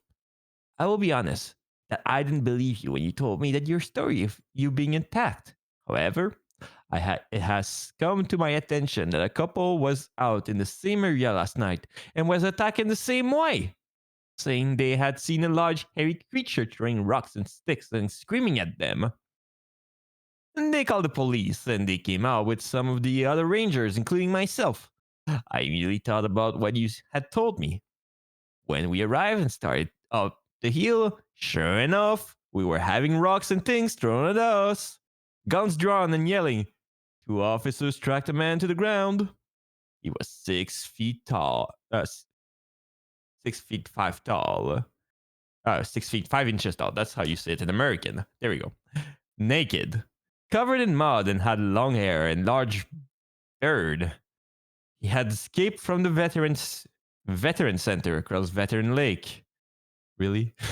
Apparently, he thought he was back in Vietnam and he was trying to take out the enemy. PR said, oh, okay, so PR was not the one saying that? Okay. PR said I was very lucky because he was trying to kill me. We went inside so I could give the police my statement as to what had happened. They had him sent to a more secure facility somewhere else. To this day, I still get the shivers when I hike that trail, and I always keep my eyes on the ridge top. Bigfoot, let's never meet again. Whoa. Wow. Whoa. Wow. That was crazy. That was crazy. Wow. My daughter is obsessed with a snow globe she got for Christmas, and I'm worried about why. It was a Christmas Explain. morning. I was awoken by my 6-year-old daughter pushing on me while I lay in my bed alone. She was telling me to get up constantly. I built up the courage to get up from my resting place and escort her to the tree. Like usual, she went for the big present first. As she tore open the paper, I could see she was excited. After each present she opened, the joy in her face seemed to get more and more prominent.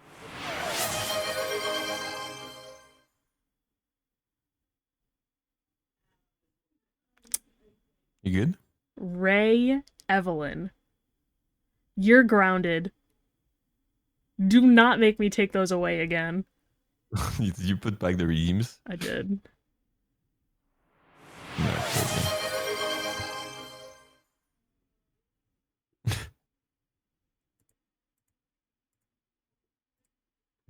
I don't know why you guys can't be trusted on my final story.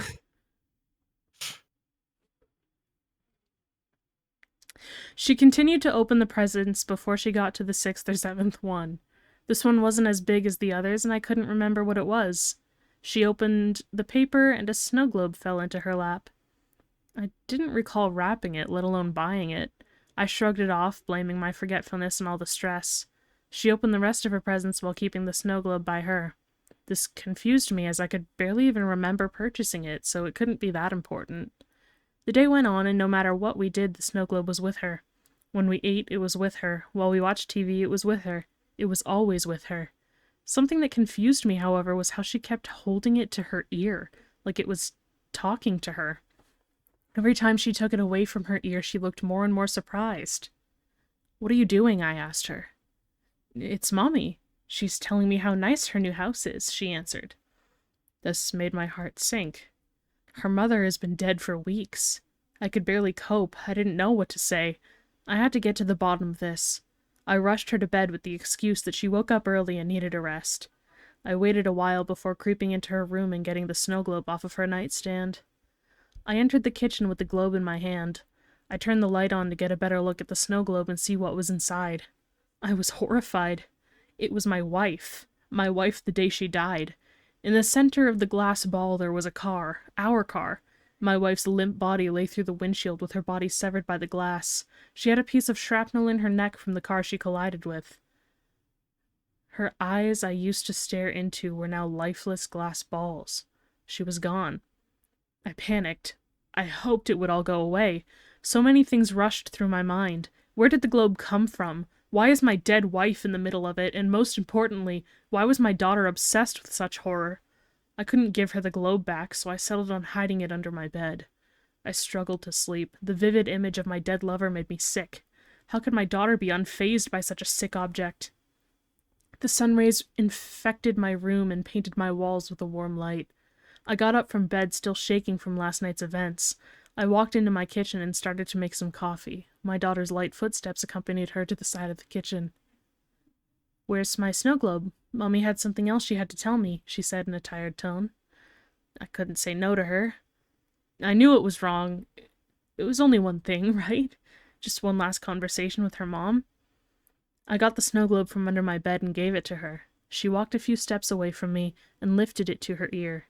She didn't hold it to her ear for long before setting it on the dinner table. She turned towards the drawer and began to walk to it. She opened it and grabbed the biggest knife we had.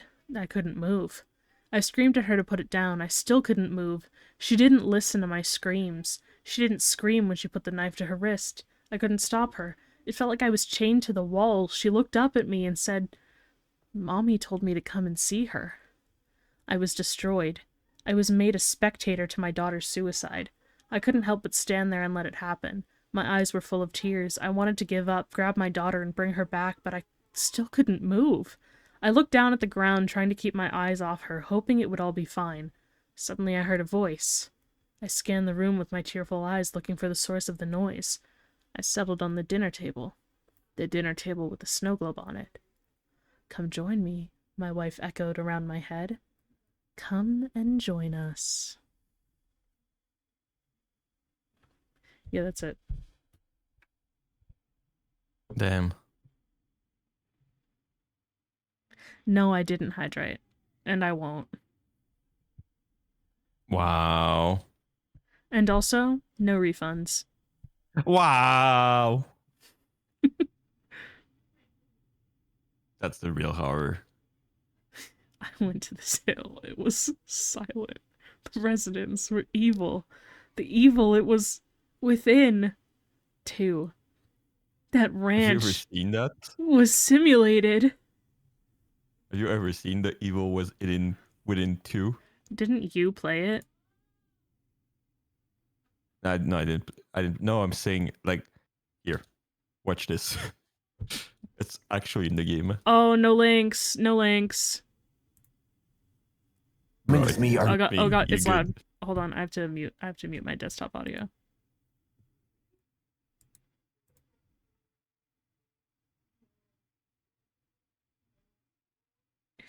It's fucking evil out there.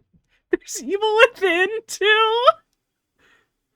Not the look at the camera.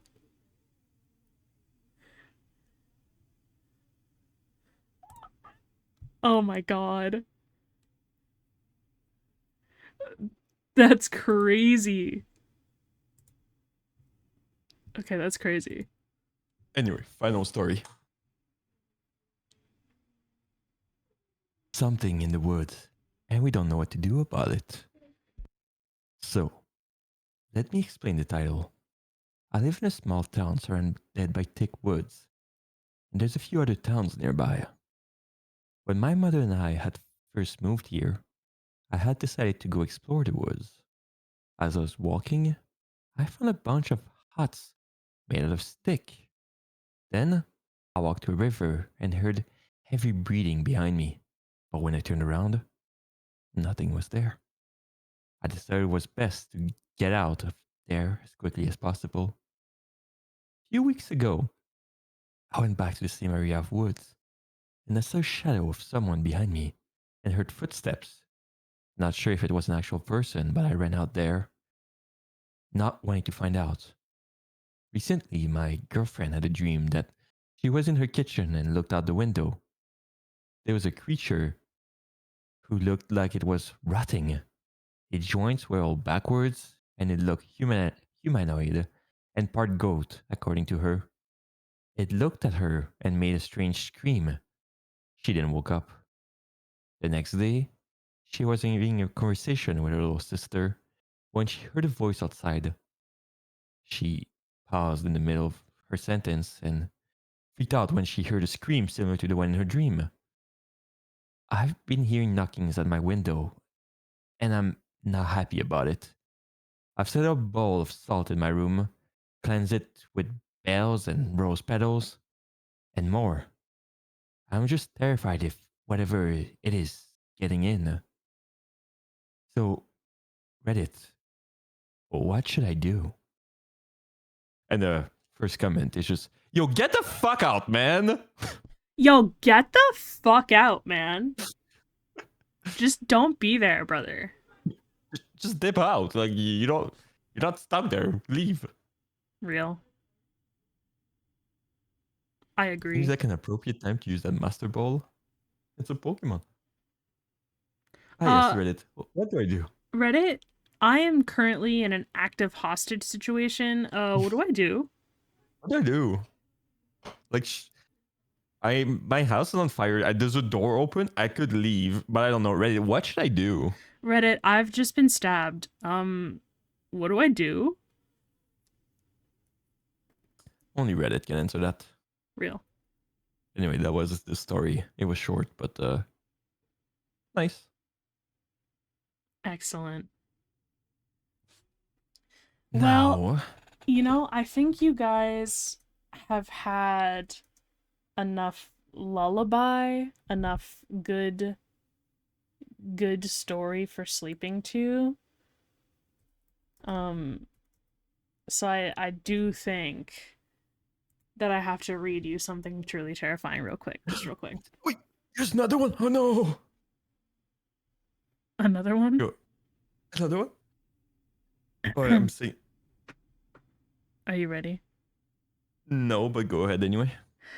Man and girl go out to drive under moonlight. They stop at a side of road. He turn to his girl and say, "Baby, I love you very much." "What is it, honey?" "Our car is broken down. I think the engine is broken. I'll walk and get some more fuel." "Okay, I'll stay here and look after our stereo. There have been news report of stereos being stolen." "Good idea. Keep the doors locked no matter what. I love you, sweaty." So the guy left to get full for the car. After 2 hours, the girl say, "Where is my baby? He was supposed to be back by now." Then the girl hear a scratching sound and voice say, "Let me in." The girl doesn't do it. And then after a while, she goes to sleep. The next morning, she wakes up and finds her boyfriend still not there. She gets out to check, and man door hand hook car door.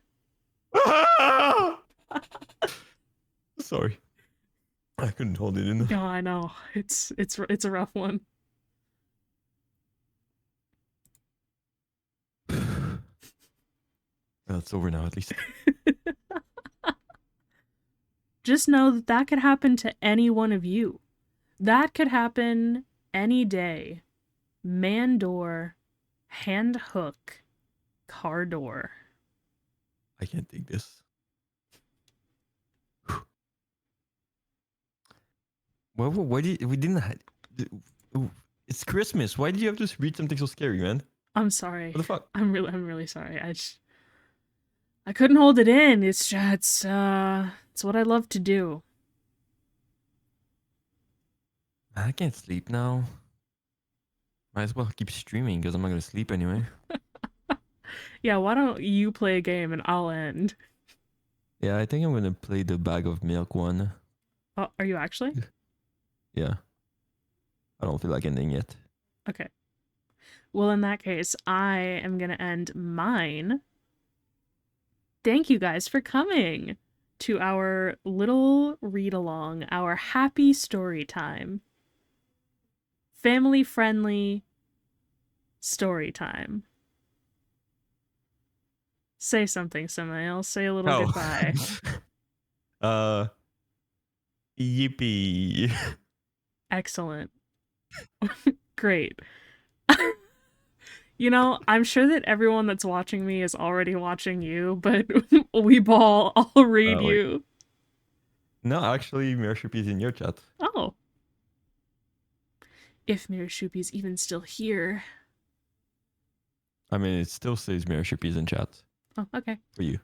I will raid to you then, and you enjoy your game. And Thank you. I may or may not stream tomorrow, but don't hold me to it because I don't like to be held to it. Actually, can you talk to chat for like... I need to pee before I play, so just keep talking to chat before you leave. Well, I'll end mine, but I'll stay Yeah, in you can end yours, but stay for mine, you know? Yeah, okay. What do you mean then don't say it? Anyway, I may or may not stream tomorrow, but I will definitely stream Sunday. I'm sending you guys over to Samael. Thank you for coming.